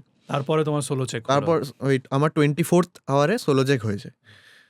তো সোলো চেক দিয়ে পাস করে তারপর আমি ফ্লাইং শুরু করেছি, সোলো ফ্লাইং। দেন সোলো ফ্লাইংয়ে ইনিশিয়ালি তোমাকে কাছাকাছিই ছাড়বে। তারপর আবার তোমার ইনস্ট্রাক্টর বসবে তোমার সাথে, দিয়ে ইনস্ট্রাক্টর শেখাবে কী করে দূরে যেতে হয়। এবার প্রথমেই খুব দূর নিয়ে যাবে না, প্রথমে নিয়ে যাবে ধরো 30 থেকে 50 কিলোমিটার একটা রেডিয়াসের মধ্যে নিয়ে যাবে, যেখান থেকে মানে কিছু হলেও ফেরাটা ইজি। মানে তো সেখানে কত উঁচুতে যায় ওটা? এগুলো ওই 5000-6000 অ্যাট ম্যাক্স। 6000 ফিট থেকে পড়লে তো আর ফেরা ইজি না না। না না, ফেরা ইজি না, মানে ফিরতে পারবে না। তাহলে আবার এই নাটক করার কি দরকার? ফেরা ইজি। না, ফেরা ইজি মানে না, আমি ওরকমভাবে বলতে চাইনি। আমি ওরকম বলতে চাইলাম যে ধরো তোমার ইঞ্জিন ফেল হলো, হ্যাঁ। সেখান থেকে কি করে মানে গ্লাইড করে ফিরতে পারবে। আচ্ছা বুঝতে পেরেছি। মানে আমি নোজ ডাউন ডাইভ আমি বলছি না। হ্যাঁ হ্যাঁ, আচ্ছা বুঝতে পেরেছি। মানে তুমি ফেটাল কিছু বলছো না না, ফেটাল কিছু বলছি না। ফেটাল দেখো, তুমি যদি কন্ট্রোল না করতে পারো তখন ফেটাল হবে। ওকে। তো গ্লাইডগুলো এগুলো কী করে করতে হয় শেখায়, ইঞ্জিন ফেলিয়ার হলে কী করতে হয় শেখায়, বা ধরো তুমি এয়ারপোর্টের কাছে আছো, কী করে ইনিশিয়ালি খুব হাই স্পিডে হাইট লস করতে হয়, এগুলো শেখায়। এগুলো Okay. বেসিক ম্যানুভার্স। ওকে। তো এইটা যখন হয়ে গেল, এইটা আবার তোমার সোলো চেক হবে এইটার। এটাকে জেনারেল ফ্লাইং বলে এটাকে। তো এই জেনারেল ফ্লাইংয়ের যখন সোলো চেক আবার রিলিজ হয়ে গেলে তুমি এবার জেনারেল ফ্লাইং করবে, এবার এয়ারপোর্টে আশপাশেই থাকবে, কিংবা ওই সার্কিট ল্যান্ডিং যেটা আগে বাড়ে ওইটা মিক্স আপ থাকে, এটা রুটিনে মিক্স আপ থাকে। আবার যখন মোটামুটি ধরো ওরা দেখছে তুমি এক্সপিরিয়েন্সড হয়ে গেছো তো ফর সাম 30-40 আওয়ার্স বা 50 আওয়ার্স অ্যাট ম্যাক্স, তখন তোমায় নিয়ে যাবে ক্রস কান্ট্রি। ক্রস কান্ট্রি হচ্ছে গিয়ে ধরো তোমার যে বেস আছে সেখান থেকে মিনিমাম রিকোয়ারমেন্ট হচ্ছে গিয়ে 200 কিলোমিটার দূরে, মিনিমাম রিকোয়ারমেন্ট। তো প্রথমে তোমাকে শেখাবে 2টো ফ্লাইট 3টে ফ্লাইট শেখাবে কী করে দূরে যেতে হয়, কিংবা ওই যে অনরুট যে এয়ারপোর্টগুলো, যদি তোমার কোনো ইঞ্জিন প্রবলেম হয় কী করে সেখানে কন্ট্যাক্ট করবে, কী করে সেখানে ল্যান্ড করবে, এগুলো শেখায়। এটা কি ইনস্টিটিউটের নিজের প্লেন দিয়ে শেখায়, না কমার্শিয়াল প্লেনে কারোর সাথে টাই আপ করে যে তুমি অ্যাজ এন ইন্টার্ন ওখানে যাও? না না না, ওইভাবে? সব নিজের প্লেন, এগুলো সব নিজস্ব প্লেন থাকে। তো যে কোনো ইনস্টিটিউটে এটা সেমই থাকে। তো সেখানে নিয়ে যায় 2টো থেকে 3টে ফ্লাইট দিয়ে, আবার এটা চেক হয় যে দেখে যে ছেলেটা বা মেয়েটা প্রফিশিয়েন্ট কিনা এই জিনিসটাতে, সব ঠিক করছে কিনা। মোটামুটি ঠিক করলে তোমায় রিলিজ করে দেবে। খুব স্ট্রিক্ট নয়, বাট হ্যাঁ সামহাট ইন বিটুইন। তো এইটা আমি রিলিজ হলাম। এটা রিলিজ হওয়ার পর ক্রস কান্ট্রি শুরু করলাম। সেরকম কোনো হার্ডেলস আসেনি তখন। মোটামুটি ফ্লাই করি 120-30 ঘন্টা হয় ক্রস কান্ট্রি শেষ করতে করতে। তারপরে হার্ডেলটা যেটা শুরু হলো, তারপর ডিলেজ হওয়া শুরু করলো। এবার delays as in weather delay একটা, আরেকটা ডিলে হচ্ছে কি এই ফ্লাইং স্কুলে ইন্ডিয়াতে স্পেশালি, আমি ফরেন যেহেতু আমি করিনি তা আমি কমেন্ট করতে পারবো না জিনিসটাতে। একটা ব্যাকলগ আছে, প্রচুর ব্যাকলগ আছে কিরকম? ফ্লাইং স্কুলে। মানে ধরো যা ক্যাপাসিটি নয় তার বাইরে গিয়ে স্টুডেন্ট ইনটেক করছে, এটা একটা মেজর প্রবলেম। এটা কি করে সম্ভব? তুমি তো রেগুলেশনের আন্ডারে। রেগুলেশন তো এটা প্রপার নেই সেরকম কিছু, মানে ডিজিসিএ সাজেস্ট এটা প্রপার কোনো যে হ্যাঁ এটা ম্যান্ডেট এরকম নেই। ডিজিসিএ সাজেস্ট করে কি একটা ইনস্ট্রাক্টরের এগেনস্টে 5টা স্টুডেন্ট থাকবে, এরকম একটা সাজেশন আছে। আচ্ছা। কিন্তু এটা ম্যান্ডেটারি কিছু নেই যে 5টার বেশি হলে কি একটা action ফাইন হবে হবে, বা কোনো fine ফাইন হবে বা কিছু? অ্যাকশন হবে, এক্স্যাক্টলি এরকম কিছু নেই। তো যেহেতু নেই, ফ্লাইং স্কুল অবভিয়াসলি তার প্রফিটের দিকে যাবে। স্টুডেন্ট নিচ্ছে, স্টুডেন্টকে বসিয়ে রেখে দিচ্ছে, এইটা একটা মেজর ইস্যু। এবার সব ফ্লাইং স্কুল সেম আমি বলবো না, ভালো ফ্লাইং স্কুলে ডেফিনেটলি তুমি আছে। তোমার এক্সপেরিয়েন্স শেয়ার আমি করো। আমার হুম। এক্সপিরিয়েন্সটা শেয়ার করছি, আমি যেটা ফেস করেছি প্রবলেমটা। এবার দেখো আমার এই যা বললাম, মানে 0 to 120 আওয়ার্স খুব বেশি দিন লাগেনি। 0 to 120 আওয়ার্স মানে আফটার থিওরি ডেফিনেটলি লেগেছে 6 মাস, 7 মাস। এটা ওকে ইস টাইম ইন্ডিয়ার স্ট্যান্ডার্ডস অনুযায়ী, কারণ ওয়েদার খুব ডাইভার্স এখানে, বৃষ্টি হয়, বৃষ্টির মধ্যে ছাড়া যায় না। ফরেন স্ট্যান্ডার্ডে এটা মোটামুটি অ্যাভারেজ কত হয়? ফরেন স্ট্যান্ডার্ডে ধরো 3 থেকে 4 মাস, আমাদের থেকে 2 মাস 3 মাস করে এগিয়ে থাকে ওরা, কারণ ওদের ওখানে ফ্লাইং স্ট্যান্ডার্ডস টোটালি আলাদা। তো 6 মাস 7 মাস হলো, দিয়ে এই ব্যাকলগের কারণে ডিলেটা আমার শুরু হয়। মেজর কারণ হচ্ছে ব্যাকলগ, ওয়েদারটা সেকেন্ডারি পারপাস, সেকেন্ডারি কারণ। তোমার আগে কতজন ছিল ব্যাকলগে? ছিল অনেকেই, 30 জন 35 জন। My goodness! কারণ এই যে তুমি একটা ম্যাচিওর স্টেজ অফ ফ্লাইংয়ে চলে এসছো, এরপর তোমার আর কিছু মানে সেরকম করা থাকে না। তুমি এবার চেকস দাও, খালি চেকস আফটার চেকস। এবার এই চেকসগুলো সব ইনস্ট্রাক্টর নিতে পারে না। আবার স্পেশালাইজড এক্সামিনার আছে ডিজিসি এর, মানে ফ্লাইং স্কুলেই আছে তারা, ফ্লাইং স্কুলেরই ইনস্ট্রাক্টর তারা, বাট তারা এক্সামিনার, তারা নর্মাল ইনস্ট্রাক্টর নয় যে তোমায় শিখিয়ে দেবে। তারা তো এরকম ব্যাকলগ না। ক্লিয়ার করতে বিজি। তারা ব্যাকলগ ক্লিয়ার করতে বিজি। এবার সেই কারণে আমার প্রায় বসতে হয়েছে, শুধু বসে থেকেছি ফ্লাইং স্কুলে, কারণ বাড়ি আসা যায় নরমভাবে, প্রায় 2.5 মাস মতো। এটার জন্য তোমার কি কোনো এক্সট্রা কম্পেনসেশন বেয়ার করতে হয়েছে? হস্টেল ফি শালা ওদিকেও কামাচ্ছে এদিকেও একদম। কামাচ্ছে। হস্টেল তো ওদের নিজেদের। হ্যাঁ, হস্টেল নিজেদের, বাইরে থাকা যায় না। তো হস্টেল ফিটা যাই হোক দিতে তো হয়ে যায় ডেফিনেটলি, কারণ বাড়ি ছাড়ছে না ওরা। প্রত্যেক স্টুডেন্ট পার স্টুডেন্ট যদি 2 মাস করে এক্সট্রা হয়, ভাবো এক একটা ব্যাচে মোটামুটি কতজন থাকে, 50-60, না, না, না, অতটা না। 40 না, না, না, অত থাকে না। মানে পার ব্যাচ। পার ব্যাচ থাকে ধরো 10 জন। বাট ব্যাচগুলো তো অনেকটা। এক একটা ব্যাচের ইউজুয়াল যদি সব ঠিকঠাক থাকে তাহলে কতদিনে ক্লিয়ার হওয়ার কথা পার ব্যাচ? দেখো পার ব্যাচ ওরমভাবে বলা যায় না। কারণ 1 বছরের মধ্যে ক্লিয়ার হওয়া উচিত। হ্যাঁ, বাট এই ব্যাচ অনুযায়ী এখানে অতটা ফ্লাই কথার কথা, তোমার যেরকম 6 মাস লেগেছে, আমি একদম জেনারেলাইজ করলাম যে সবারই 6 মাস লাগবে। তোমার যে 10 জনের ব্যাচ আছে সবার 6 মাস লাগবে। তো সেই 6 মাস লাগতে গেলে ওই পার্টিকুলার ব্যাচের ক্লিয়ার হতে 1 কতদিন বছর। সময়? 1 বছর। এক্সাক্টলি। আমি যদি একটা জেনেরিক ভাবে ধরে নিই এরকম 6 মাস, 7 মাস, 100 ঘন্টা, 120 ঘন্টা লাগে। তারপর বাকি ব্যাকলগটা ক্লিয়ার হতে 1 বছর লেগে হোস্টেল যাবে। ফিস কত ছিল? হস্টেল ফি খাওয়া-দাওয়া নিয়ে খুব সম্ভবত ১৫-১৬ হাজার টাকা ছিল মান্থলি? মান্থলি। মানে তুমি 2 মাসে অ্যাপ্রক্সিমেটলি 30 থেকে 40,000 40 টাকা হাজার টাকা এক্সট্রা দিয়েছি। দিয়েছো। এক্স্যাক্টলি। তাহলে তোমাদের 10 জনের যদি এরকম একটা ব্যাচে 10 জন, কটা ব্যাচ থাকে একটা ফ্লাইং স্কুলে? এট আ টাইম মোটামুটি ধরো না 10টা কাছাকাছি। 10টাই ধরলাম আমি। হ্যাঁ। 10টা ব্যাচ মানে পার হেড 40,000 টাকা 2 মাসে ইনকাম।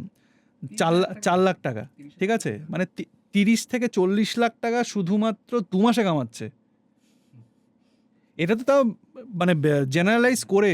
এবার এর থেকেও খারাপ তো সিচুয়েশন আছে। আমার অনেক বন্ধুদের হয়েছে এর থেকে খারাপ সিচুয়েশনও, বাট সেখানে তাদের নিজস্ব দোষ আছে। মানে দোষ অ্যাজ ইন ঠিকমতো পড়াশোনা করেনি সেই কারণে। এবার এটা একটা ফ্লাইং স্কুলে, ওই সেম ফ্লাইং স্কুলের চেনে নিশ্চয়ই অন্য ফ্লাইং স্কুলও আছে। চেন না, মানে অন্য ফ্লাইং স্কুল না, মানে অন্য বেস আছে। অন্য বেস আছে, হ্যাঁ। তো পার বেস একদম 20 লাখ টাকাও যদি হয়, তুমি ভাবো 2 মাসে কত টাকা কামাচ্ছে। এই চলো ফ্লাইং স্কুল খুলবো। আচ্ছা, জোকস অ্যাপার্ট। তো এই পুরো তোমার ব্যাপারটা হলো, তোমার ডিলে হলো 6 মাস, মানে যেই সময়টা তোমার বেরোনোর কথা তুমি তার থেকে লেটে বেরোলে, তো তার জন্য তোমাকে এক্সট্রা খরচাও তো করতে হলো। তো এরপরে এই পার্টিকুলার পয়েন্ট থেকে যেদিন তুমি মানে এলিজিবল টু ফ্লাই হয়ে গেলে, সেই ইভ্যালুয়েশনটা কি করে হলো? তুমি আজকে থেকে তুমি এলিজিবল হলে, মানে লাইসেন্স পাওয়ার আগে। লাইসেন্স, হ্যাঁ, Exactly. লাইসেন্স পাওয়া। তো দেখো এখানে তার আগে দুটো অ্যাকচুয়ালি আমাদের দুটো টাইপ অফ এয়ারক্রাফট ফ্লাই করতে হয় এর জন্য, মানে কমার্শিয়াল পাইলট লাইসেন্সের জন্য। একটা হচ্ছে সিঙ্গেল ইঞ্জিন। প্লেনের সাইজের সাথে কোনো হ্যাঁ, সিঙ্গেল ইঞ্জিন মানে তুমি গুগল করলে দেখে নেবে সেসনা বলে যে এয়ারক্রাফট ওইটা। আচ্ছা, okay. সেসনাতে দেখবে সামনে ইঞ্জিন থাকে হ্যাঁ, ইউজুয়ালি। হ্যাঁ, এবার হ্যাঁ। সেসনা ছাড়াও অনেক ম্যানুফ্যাকচার আছে, এটা একটা জেনারেল আমি টার্ম বললাম। তো ওই প্লেনটাতে 4টে চেক হয়। একটা হচ্ছে গিয়ে জেনারেল দুটো চেক হয়। একটা ফ্লাইং টেস্ট বাই ডে, একটা ফ্লাইং টেস্ট বাই নাইট। তো ফ্লাইং টেস্ট বাই ডেতে বেসিক্যালি তুমি যা শিখেছো 0 টু ধরো 180 ঘন্টা 70 ঘন্টা অবধি সব চেক হবে, সব। আর সেটা অ্যাকচুয়ালি খুব টাফ এই চেকটা, কারণ ইঞ্জিন ফেলিয়ার সিমুলেট করে। তো ইঞ্জিন ফেলিয়ার সিমুলেট করলে তোমার সেখানে একটা মেন্টাল কি বলবো, মেন্টাল এক্সহশন থাকে বিশাল। মানে এক্সহশন না, মানে স্ট্রেস থাকে। সরি, আমি কথাটা বলবো না, স্ট্রেস থাকে। আর একটা হচ্ছে গিয়ে শুধু ইঞ্জিন ফেলিয়ার অন ল্যান্ডিং এটা চেক করে না, ইঞ্জিন ফেলিয়ার অন টেক অফও করে। আর engine failure on take off হচ্ছে গিয়ে মানে একটা পাইলটস নাইটমেয়ার, ঠিক আছে? কারণ তোমার কাছে সেরকম কোনো স্পিড থাকে না। এটা জানো কি তোমার পাশে একটা যে ইনস্ট্রাক্টর আছে তার 5000-6000 আওয়ার্স আছে, বাঁচিয়ে নেবে কিছু হলে। কিন্তু যখন একটা সিমুলেশন হয়, যখন তুমি একটা চেক দিচ্ছ, তখন এটা মেন্টাল স্ট্রেস অন্য লেভেলে থাকে। তো হ্যাঁ, এটা টাফ, বাট হয়ে গেছিলো, করে নিয়েছিলাম। এটার আগে কিছু প্র্যাকটিস সেশনও থাকে, সেখানে প্র্যাকটিস করে 1-2টো প্র্যাকটিস সেশনে হয়ে গেছিলো। আর নাইট টেস্ট খুব একটা শক্ত না। Night test okay. আমার অ্যাকচুয়ালি নাইট ফ্লাইং ভালো লাগে বেশি, তো আমার কাছে ওটা ইজি ছিল। কেন শক্ত নয় কেন? রাতে তো অনেক কিছু দেখা যায় না, এটা কঠিন হওয়ার কথা। নাইট টেস্টে মানে নাইট ফ্লাইংটা আমার অ্যাকচুয়ালি ভালো লাগে, বেশি ভালো লাগে। তো সেখানে হয়তো আমার কমফর্ট জোনটা বেশি ছিল, সেই কারণে হয়তো আমার শক্ত লাগেনি। এবার নাইট ফ্লাইংয়ে ধরো যেটা মেন প্রবলেম হয় সেটা হচ্ছে আলো বন্ধ করে ল্যান্ডিং করায়, ঠিক আছে? প্লেনের কোনো আলো থাকবে না, তুমি খালি জাজ করবে বাকিটা বাইরে দেখে, বাইরে রানওয়ের লাইট দেখে জাজ করবে। কেন করে এটা? কারণ তোমার অ্যাকচুয়াল ফ্লাইটও হতে পারে এটা, মানে অ্যাকচুয়াল ও ফ্লাইট আচ্ছা, এটা সিচুয়েশন বলছো একটা। সিচুয়েশন। ওকে, ওকে। তো এই সিচুয়েশনগুলো সেটাই দেয় যেটা তোমার অ্যাকচুয়াল ফ্লাইংয়ে হতে পারে। তো নাইট টেস্টটা was very easy for me, মানে সেরকম কিছুই প্রবলেম হয়নি। আর ভালো গেছিলো অ্যাকচুয়ালি। যে চেক ছিল, ডেজিগনেটেড এক্সামিনার ছিল, সে বলেছিল আমার খুব ভালো মানে ফ্লাইং করেছি আমি। ডেতে এরকম কিছু কমপ্লিমেন্ট পাইনি, কারণ ডেতে খুব শক্ত ছিল, মানে খুব টেক শক্ত অফে ইঞ্জিন কন্ডিশনস ছিল। ফেলিয়ার করিয়ে দিয়েছে। হ্যাঁ, আর দ্বিতীয়ত হচ্ছে কি ওয়েদারটা খুব খারাপ ছিল। গরমকালের দিকে আমার চেক হয়েছিল। গরমকালে মানে আমরা যে টার্বুলেন্সটা দেখি মানে আমরা যখন এমনি কমার্শিয়াল ফ্লাইং ট্রাভেল করি, সেই টার্বুলেন্সের থেকেও মানে ধরো 2x বেশি টার্বুলেন্স থাকে ছোট প্লেনে। কারণ ছোট প্লেন হচ্ছে গিয়ে না মানে খুব আনস্টেবল থাকে। হুম। কন্টিনিউয়াস ধরে থাকতে হয়। তো খুব লাফায়। তো যত বেশি লাফাচ্ছে, আর যখন আমার কাছে পাওয়ার নেই একটা জিনিসটাকে রিকভার করার জন্য, তখন আরও বেশি প্রবলেম হয়। যাই হোক, তো হয়ে গেছিলো, পাস হয়ে গেছিলো। এরপরে মাল্টি ইঞ্জিন ফ্লাইং শুরু হলো। এই চেকসগুলো না পাস করলে মাল্টি ইঞ্জিনে যাওয়া যায় না। মাল্টি ইঞ্জিন বেসিক্যালি ওই সেসনা টাইপেরই এয়ারক্রাফট। এবার বিভিন্ন এয়ারক্রাফট আছে। এটা 2 টো ইঞ্জিন, অ্যাজ নেম সাজেস্টস। তো সেখানে 15 ঘন্টার হয়। মানে 185 আওয়ার্স অন সিঙ্গেল ইঞ্জিন আর 15 আওয়ার্স অন মাল্টি ইঞ্জিন। 15 আওয়ার্সের মধ্যে তো মাল্টি ইঞ্জিনে সেরকম এক্সট্রা কিছু শেখার থাকে না। মোটামুটি সিঙ্গেল ইঞ্জিনে যা শিখেছো সেটা একটু মাল্টি ইঞ্জিন ওয়েতে রিফাইন্ড ভার্সন। এটাই স্পিডস আর কিছু টেকনিক্যালিটি আলাদা থাকে, বাট হয়ে যায়। ওটা এমন কিছু শক্ত নয়। তো সেটা শেখা হলো। আবার দিয়ে সেটারও ওই general flying test by day, by night. আরেকটা হচ্ছে গিয়ে ইনস্ট্রুমেন্ট রিডিং একটা চেক হয়। ৩টাতেই বলছি। ৩টাতে প্রথমে যেমন জেনারেল টেস্ট বাই ডে যেমন ছিল সেম। বাই নাইট টেস্টও সেম। ইনস্ট্রুমেন্ট চেকটা হচ্ছে গিয়ে তোমায় যেকোনো বড় এয়ারপোর্টে নিয়ে যাবে। আমি যে এতক্ষণ ফ্লাইং এর কথা বললাম, এটা একটা আনকন্ট্রোলড এরোড্রোম। এখানে খালি ফ্লাইং স্কুলের ফ্লাইং হয়। মাঝে, মাঝে ভিআইপি ট্রাফিক আসে। খালিই থাকে অলমোস্ট। এবার আমাকে নিয়ে গেছিল ভোপালে। তো ভোপালে বেসিক্যালি ভোপাল বা যেকোনো এয়ারপোর্টে as a matter of fact, তো এটাই করতে হয় যে ও তোমাকে সামনে কিছু দেখতে দেবে না। একটা হ্যাট হয়। হ্যাটটা এরকম গার্ড করে দেয়। মানে তুমি ওপরটা দেখতে পাবে না যতক্ষণ না ওটা খুলে দিচ্ছে। তো খালি ইন্সট্রুমেন্ট দেখে চালাতে হবে। বাইরেটা তুমি দেখতে পাবে না। হুম। এটা বাপরে! এটা শেখায় কারণ ওয়েদারের জন্য। তুমি যখন অ্যাকচুয়াল ফ্লাইং যারা করে, যখন ফগ হয় তারা তো কিছু দেখতে পায় না। হুম। খালি ইন্সট্রুমেন্টের উপর মানে রিলাই করে তারা। Total Reliance on instrument. এবার সেই কারণে এই টেস্টটা হয়। আর মোটামুটি এটা ভালো চেক গেছিল অ্যাকচুয়ালি। আর মানে the examiner also complimented me. তো ঠিকঠাক গেছিল। বাট হ্যাঁ, এই চেকগুলোর আগে আমি আবারও আসতে চাই যে ব্যাকলগের কারণে যে ডিলেটা হলো, সেইটার কারণে একটা মেজর প্রবলেম হয়। কি প্রবলেম? আমার আমার ক্ষেত্রে যে প্রবলেমটা হয়েছিল সেটা হচ্ছে গিয়ে আমি এই কারণে একটা ভ্যাকেন্সি মিস করি। ইন্ডিগোরই একটা ভ্যাকেন্সি আমার মিস হয়েছে জাস্ট বাই 15 ডেজ। তো বাড়ির লোকেরাও খুব মানে মানে কি বলবো, এতগুলো টাকা ইনভেস্ট করেছে, তো সেখানে ওদেরও একটা ইমপেশেন্স থাকে। তো সেই কারণে কোম্পানি কোনো রেসপন্সিবিলিটি নেয়নি? Company as a flying school, flying স্কুলে এখানে কিছু নেই। ওরা তো তোমাকে কোনো কমিটমেন্ট দিচ্ছে না যে এই পার্টিকুলার প্লেসমেন্টের কমিটমেন্ট নেই? না, প্লেসমেন্টে কোনো কমিটমেন্ট নেই এখানে। এখানে হচ্ছে গিয়ে জেনারেল ভ্যাকেন্সি। একটা কনভেনশনাল ওয়েতে যেটা তোমায় বললাম, আর প্রোগ্রামে একটা আছে, কমিটমেন্ট আছে কি at the end of the day যে কোম্পানি থ্রু করছে, ধরো এয়ার ইন্ডিয়া করলে এয়ার ইন্ডিয়া বা ইন্ডিগো করলে ইন্ডিগো, এই দুটোই ইন্ডিয়াতে আছে অ্যাজ অফ নাও। ওখানে একটা কমিটমেন্ট আছে, বাট নর্মাল জেনারেল ক্যান্ডিডেটদের জন্য কোনো কমিটমেন্ট নেই। কেউ কমিটমেন্ট দেয় না। সে কোনো এয়ারলাইনও দেয় না, আর ফ্লাইং স্কুলও দেয় না। ওটারও কস্টিং প্রায় ডাবল। ওটা ক্যাডেট মানে প্রোগ্রাম, ক্যাডেটের হ্যাঁ, প্রায়। ইফ নট ডাবল 1.5x একদম এটা। তো এই কারণে আমি আমার ভ্যাকেন্সি মিস করি 15 দিনের জন্য। ইনফ্যাক্ট ওরা আমায় একটা এক্সটেনশন দিয়েছিল। ইন্ডিগো এখানে ভালো, আমি বলতে চাই এখানে আমাকে একটা এক্সটেনশন দিয়েছিল কি তুমি একদম তোমার লাস্ট স্টেজ অফ ফ্লাইংয়ে আছো, তুমি যদি আর 10টা দিনের মধ্যে আমায় পাঠাতে পারো, will let you appear in the exam, এরকম বলেছিল। বাট হয়ে ওঠেনি, কারণ 10 দিনের মধ্যে আমাকে ফ্লাইং শেষ করে লাইসেন্সের জন্য অ্যাপ্লাইও করতে হবে, তবেই আমি এলিজিবল হব। এবার আমার লাস্ট ডেট অফ সাবমিশন যেটা ছিল ইন্ডিগোর, সামওয়্যার অ্যারাউন্ড মার্চ 2024 এরকম একটা সময়তে, তখন আমার ধরো আর কত 10 ঘন্টাও বাকি নেই ফ্লাইংয়ের, টোটাল আউট অফ 200। তো হয়ে ওঠেনি, আর খুবই খারাপ লাগে। তখন খালি ভাবছিলাম যে কখন আবার একটা অন্য ভ্যাকেন্সি আসবে। বাট যাই হোক, হলো কমপ্লিট। আমার মে মাসে কমপ্লিট হয় 2024-এ। দেন জুন, অগস্ট 2024-এ আবার একটা ইন্ডিগোরই ভ্যাকেন্সি আসে। সেটাতে আমি অ্যাপিয়ার করি।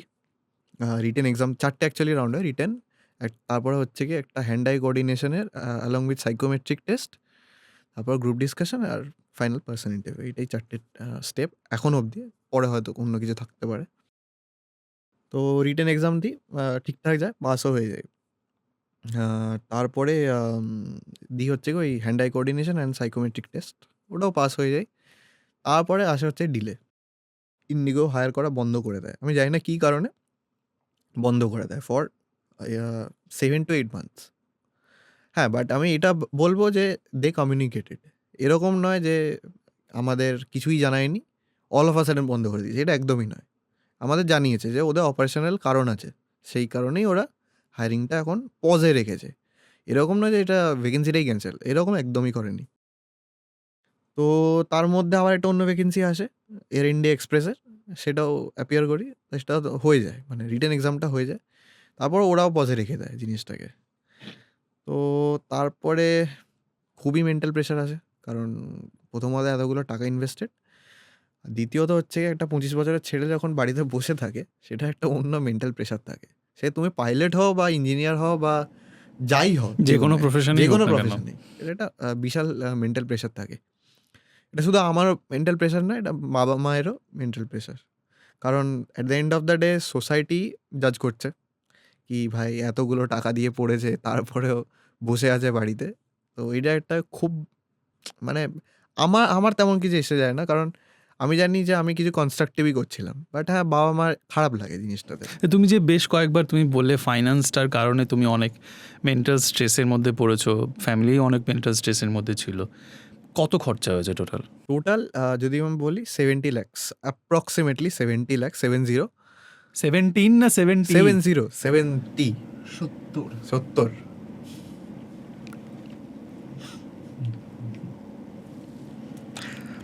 এক মিনিটে নীরবতা পালন করতে পারি আমরা? 70? সরি, আমি একটু ইমোশনাল হয়ে গেছি। তারপর হ্যাঁ, কি করে অ্যারেঞ্জ করলে এত টাকা? তো প্রথমত তো লোন নিতে হয় জিনিসটা, কত loan অ্যাপ্রক্সিমেটলি নিয়েছো? 40 মতো লোন আছে, 40 lakhs মতো। মানে প্রায় 50% লোন নিয়েছো। হ্যাঁ, 60, 50 বেশি 60, ধরো। 60 ধরলাম। হ্যাঁ, 40 lakhs মতো লোন। আর বাকিটা রেস্ট 30 বাড়ির সেভিংস, বাবার সেভিংস দিয়ে করতে হয়েছে। বাট হ্যাঁ, at the end of the day আমি এইটুকখানি বলতে পারি যে মানে ইনিশিয়ালি একটুখানি বাবা মায়ের প্রবলেম হয়েছে, মানে problem as in main problem আমাকে ভরসা করাটা নিয়ে হয়েছে, যে এতগুলো টাকা দিয়ে ভরসা করতে হবে ছেলেকে, মানে নাহলে তো কোর্স তুমি করা কি যাবে না। জিনিস ছিলে আমি সেটাই ভাবছি, যে এখন যে ভরসা করতে এত ভয় পাচ্ছিল।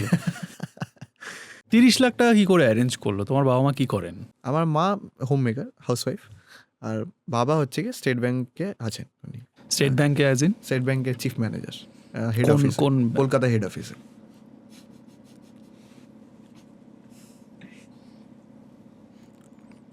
তারপর বলো। তো তোমার তো তাহলে ফাইন্যান্সের সমস্যা হওয়ার কথা নয়। ফাইন্যান্সে দেখো, এটা টোটালটা প্রথমত লোন দেয় না চট করে, ব্যাংক দেয় না, কারণ এটা তোমার তো লোন নেওয়ার দরকারও নেই। না, লোন নেওয়ার দরকার হয়েছে, কারণ হচ্ছে কি বাবা স্টেট পুরোটা, ব্যাংকের চিফ ম্যানেজার তোমার বাবা, হ্যাঁ, তোমার লোন নেওয়ার কি দরকার? লোন নিতে হয়েছে কারণ মানে দেখো অতটা সেভিংস ছিল না তখন, তাই জন্যই মানে আমি অ্যাকচুয়ালি ফিনান্সিয়াল ব্যাপারটা দেখিনি, টু বি ভেরি অনেস্ট। আমি এটা মেনে নিচ্ছি, যাই করেছে বাবা করেছে। তো বাবার যেটা মনে হয়েছে বাবা করেছে তখন, যেভাবে অ্যারেঞ্জ করা যায়, মানে আমার জন্য যেটা বেস্ট সেটাই দিয়েছে। তুমি এই লোকগুলোকে কি বলতে চাও যারা এই টাকার অ্যামাউন্টটা শুনেই ভয় পেয়ে যাবে? দেখো, টাকার অ্যামাউন্টটা শুনে ভয় পাওয়াটা ইজ মানে খুব কমন জিনিস, খুব ডেফিনেটলি একদম ঠিক কথা। কিন্তু টাকারটা দিয়েই তো আমি শুধু কোর্সটা কমপ্লিট করে নিইনি, তার পেছনে লেগেছে এফার্টস, মানে ডে ইন ডে আউট। টাকাটা না দিলে তুমি এফোর্ট দিয়ে কি করতে? একদম, এটা ডেফিনেটলি। বাট টাকাটা দেওয়ার পর আমি এফার্টটা নাও দিতে পারতাম, হ্যাঁ, সেটাও ঠিক। একদম। তখন কিন্তু বাবা মা আর কিছু করতে পারতো না। মানে মোদ্দা কথা, তোমার বাবা মার বীভৎস সাপোর্ট ছিল তোমার পেছনে। একদম, আজ অবধিও আছে। ইনফ্যাক্ট এসছি আমি এইখানেও, সাপোর্ট না থাকলে আমি আসতে পারতাম না পডকাস্টে, ঠিক আছে? আমি এটা বলছি না যে পারমিশন দেওয়া, পারমিশন না তোমার দেওয়া। বাবা মাকে আমার তরফ থেকে স্যালিউট। একদম, এরকম বাবা মা সবার থাকা উচিত। সরি, মানে তাহলে আমাদের দেশে হয়তো অনেক ট্যালেন্টেড কোম্পানি বা অনেক ট্যালেন্টেড লোক আরও অনেক কিছু করতে পারতো, তো যে কোনো ফিল্ডে, সব ধরনের ফিল্ডে। তো স্যালিউট টু দ্যাম। এবার আমরা একটু ইমোশনাল কথা থেকে প্র্যাকটিক্যাল কথায় আসি। কোর্স হলো, তুমি লাইসেন্স পেলে, ইন্ডিগোতে জবও পেলে 2024-এর মেতে জব পেয়েছো, না 2024 আমি কমপ্লিট করি কোর্সটা, লাইসেন্সটা পেয়েছো। লাইসেন্স পেয়েছি, তারপরে এক্সামগুলো দিয়ে ডিলে নিয়ে এবছরের জানুয়ারিতে আমি জব পেয়েছি, 26শে জানুয়ারি, 26শে জানুয়ারিতে। 24-এর মে 26শে জানুয়ারি, এক্স্যাক্টলি, এটাই তো বললাম, মানে বাড়িতে বসে প্রায় 1.5 বছর। Exactly, my goodness. মানে 1.5 বছরটা আমি অ্যাকচুয়ালি বলবো যে মানে এটা আমি নিজেকে ডিফেন্ড করার জন্য বলছি না, একটা পাইলটের জব পেতে মোটামুটি মানে যদি কনভেনশনাল ওয়েতে করি অ্যাপ্রক্সিমেটলি 2 থেকে 2.5 বছর লাগে অন অ্যান অ্যাভারেজ। মানে তুমি তুমি ভাবতে পারছো অনিমেষ, পিঠে 70 লাখ টাকার লোন হোক না, বাবা মা 30 লাখ দিয়েছে, কিন্তু পিঠে 70 লাখ টাকার বোঝা নিয়ে তুমি 2 বছর বসে আছো।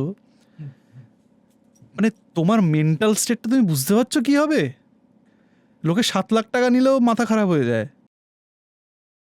70,000ও হলেও।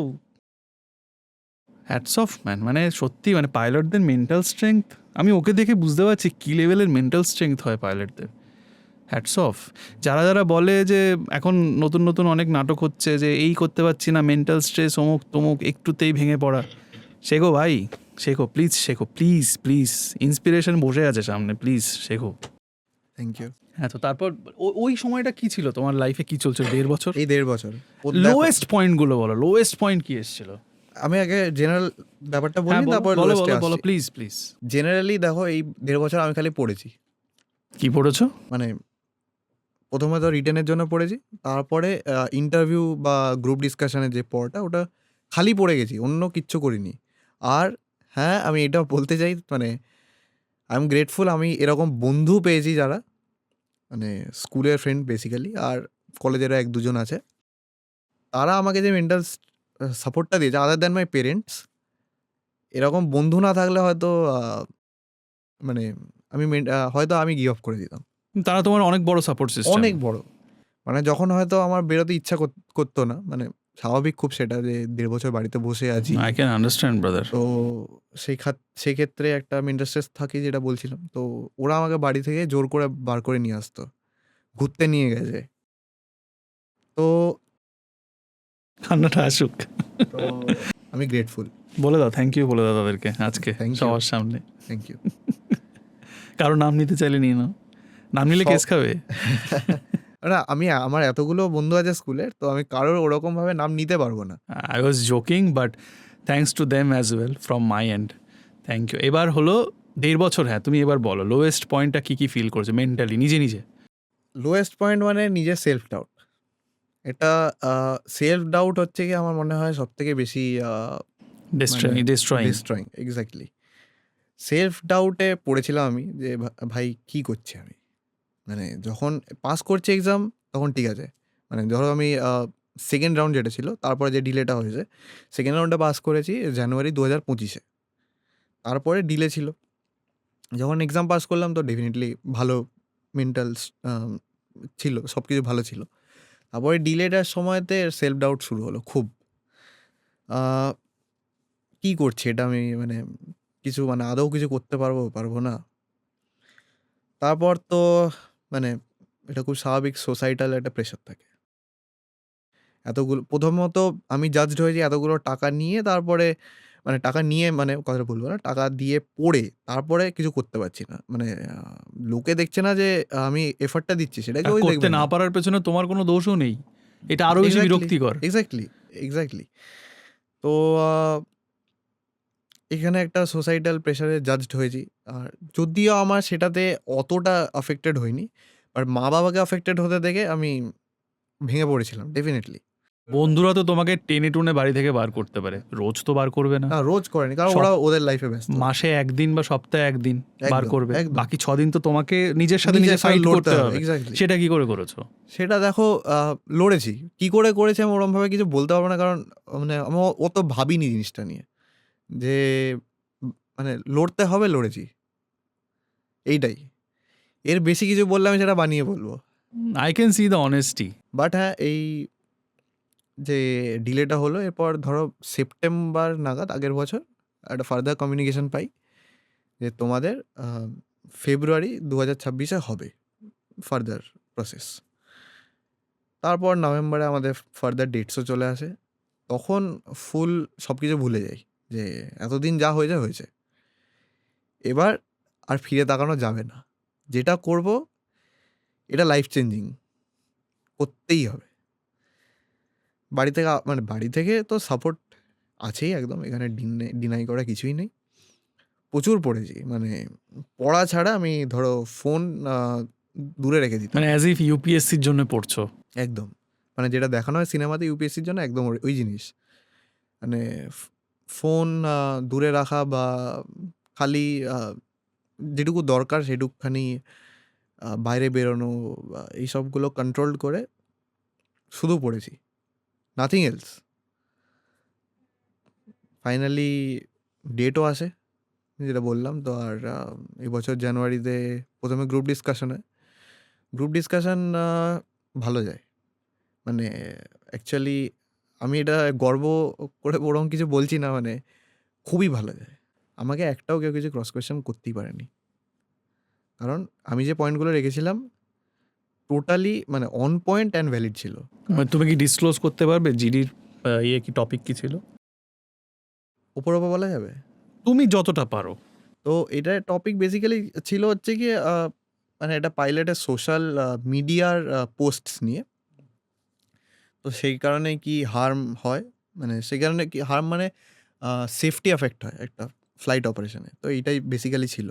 তো তারপর তোমার রেজাল্ট এলো সেই দিনই, সেদিন বিকেলে রেজাল্ট এলো যে তোমার পরশু দিন ইন্টারভিউ আছে, আরে বাহ, পার্সোনাল ইন্টারভিউ। তো রেজাল্ট আসার পর আমি একটুখানি নিজেকে টাইম দিই। আমি বলবো না আমি সঙ্গে সঙ্গে আবার পড়তে বসে গেছি, একদম দিন করিনি ওটা।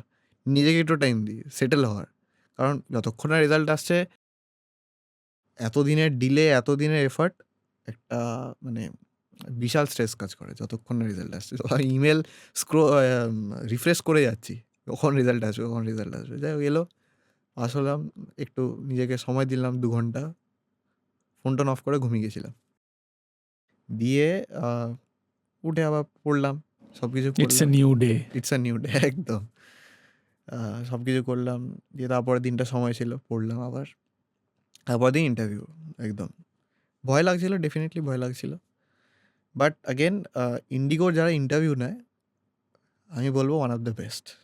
কারণ আমি এর আগে ইন্টারভিউ দিয়েছি একটা সফটওয়্যার কোম্পানিতে ডিউরিং মাই কলেজ ডেজ। তো সেখানে যেভাবে ইন্টারভিউ নেওয়া হয়েছিল আর এখানে যেরকমভাবে ইন্টারভিউ নেওয়া হয়েছে, মধ্যে অনেকটা তফাৎ আছে। মানে এরা তোমার স্ট্রেসটা অনেকটা ডাউন করে দিয়েছিল। প্রি ইন্টারভিউ একটা ব্রিফিংয়ে যে এইচআরএস ছিল উনি, বা ওখানে এয়ারফোর্সেরও কিছু লোক ছিলেন, বা কমার্শিয়াল ডিভিশনেরও কিছু লোক ছিলেন ইন্ডিগোর। খুব ভালো, খুব পোলাইট, আর তোমাকে মানে কোনো এক্সট্রা প্রেশার ফিল করাবে না। তুমি যদি স্ট্রেসডও থাকো, ওরা তোমায় হেল্প করবে। তুমি কি এই কথাগুলো এই জন্য বলছো কারণ তুমি ইন্ডিগোর এমপ্লয়ি? একদম নয়। তুমি মানে আমি তো বলবো না যে তুমি একদম অন্য কাউকে জিজ্ঞাসা করো, এটা রোজ সম্ভব রোজ তার নয়। পাইলট ঘুরে বেড়ায় না আমার বাড়ি, সম্ভব নয়, একদম এক্স্যাক্টলি। তুমি নিশ্চয়ই কোয়েশ্চেনগুলো তো রিভিল করতে পারবে না ফর অবভিয়াস রিজন। করো না, আমি চাই না তুমি কোনো লিগ্যাল প্রবলেমে বলো। তো আমি আনসার দিয়ে যাই, ওরা কোয়েশ্চেন জিজ্ঞাসা করতে থাকে। আমাকে বোধ হয় 20 মিনিটে 35টা কোয়েশ্চেন জিজ্ঞাসা করেছিল। বাপ রে! ইন্টারভিউ দিয়েছিলাম ওই জানুয়ারির 20 না 22-23 নাগাদ, অ্যান্ড রিপাবলিক ডের দিন আমার রেজাল্ট আছে 26 তারিখ। 26 তারিখ সকালে। আরে বাহ! খুব খুশি, মা বাবা তো ডেফিনেটলি খুব খুশি। আর যে বন্ধুদের এতদিন ধরে সাপোর্ট করেছিল, তারাও ফোন করে কাঁদতে লাগে। তো যাই হোক, তো সেইখানে মানে আই এম ভেরি গ্রেটফুল। তুমি কি স্যালারি নিয়ে কিছু বলতে পারবে? তো ইনিশিয়ালি যখন জুনিয়র ফার্স্ট অফিসার হিসেবে জয়েন করে, তো মাসে ইন হ্যান্ড স্যালারিগুলোই বলছি আমি।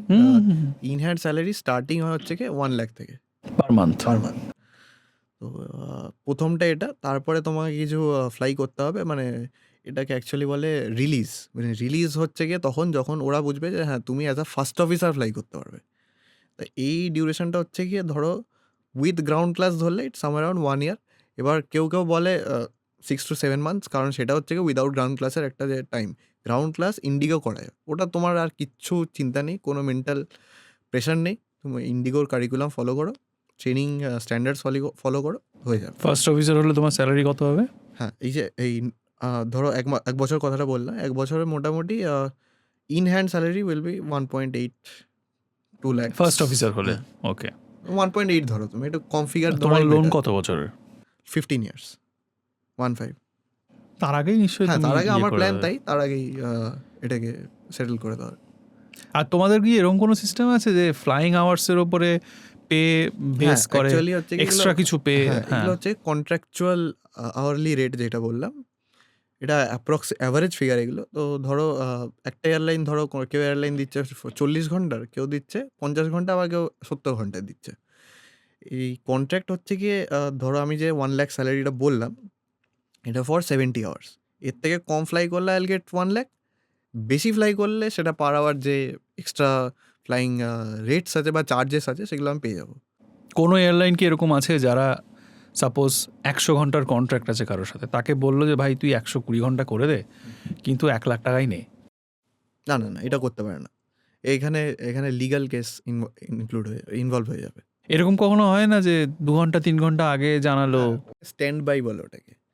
এবার স্ট্যান্ড বাই হচ্ছে গিয়ে, স্ট্যান্ড বাইটাও কিন্তু তোমার রস্টারেই আছে। ওটা এমন নয় যে এক্সাক্ট 2 ঘন্টা আগে তোমায় বলল। এই যে 15 দিন, 20 দিন কিংবা 1 মাস, এবার এই টাইমলাইনটা এয়ারলাইন টু এয়ারলাইন ভ্যারি করে। এই রস্টারে তোমায় বলে দেবে কি, ধরো মাসের 12 তারিখ, 14 তারিখ, সাপোজ একটা নরমাল আমি ডেট বলছি। এই 12 তারিখ, 14 তারিখ তোমার স্ট্যান্ড বাই আছে। তুমি তাহলে ওই দিনটা তোমার লিভ হলো না, কিন্তু স্ট্যান্ড বাই ওটা। এবার ইন্ডিয়াতে এখন যে রেটে ফ্লাইং হচ্ছে, স্ট্যান্ড বাইতেও ফ্লাইং করতেই হয় কাউকে না কাউকে। স্টাফ শর্টেজ তো প্রচুর। স্টাফ শর্টেজ আছে, এক্স্যাক্টলি। একটু পিছিয়ে যাই, তুমি একটা কথা বলছিলে যে ফ্লাইং স্কুলগুলোর বিজনেস চালাতে গিয়ে অনেক রং ডুইংস করে, অনেক স্ক্যাম হ্যান ত্যান অনেক কিছু করে, যেটা নিয়ে তুমি মানে অনেক কিছু এক্সপোজ করতে চাও, বলতে চাও। কোনো কোম্পানির নাম না নিয়ে, আমি চাই না তুমি কোনো লিগাল ট্রাভেলে পড়ো, কোনো কোম্পানির নাম না নিয়ে তুমি যতটা হার্শলি এক্সপোজ করতে চাও কি কি পয়েন্টে, তুমি প্লিজ বলো। আমি একদম মানে গ্রাসরুট থেকে একদম বলছি। বলো প্লিজ। প্রথম হচ্ছে গিয়ে এই যে মেডিকেল জিনিসটা, এই মেডিকেল জিনিসটার জন্য না, মানে আমি যে প্রবলেমটা ফেস করেছি সেটা হচ্ছে, কোনো মানে আমার সময় অ্যাটলিস্ট কোনো স্ট্যান্ডার্ডাইজ ছিল না জিনিসটা। এখনও সেরকমভাবে নেই। এটা ডাক্তার টু ডাক্তার ভ্যারি করে।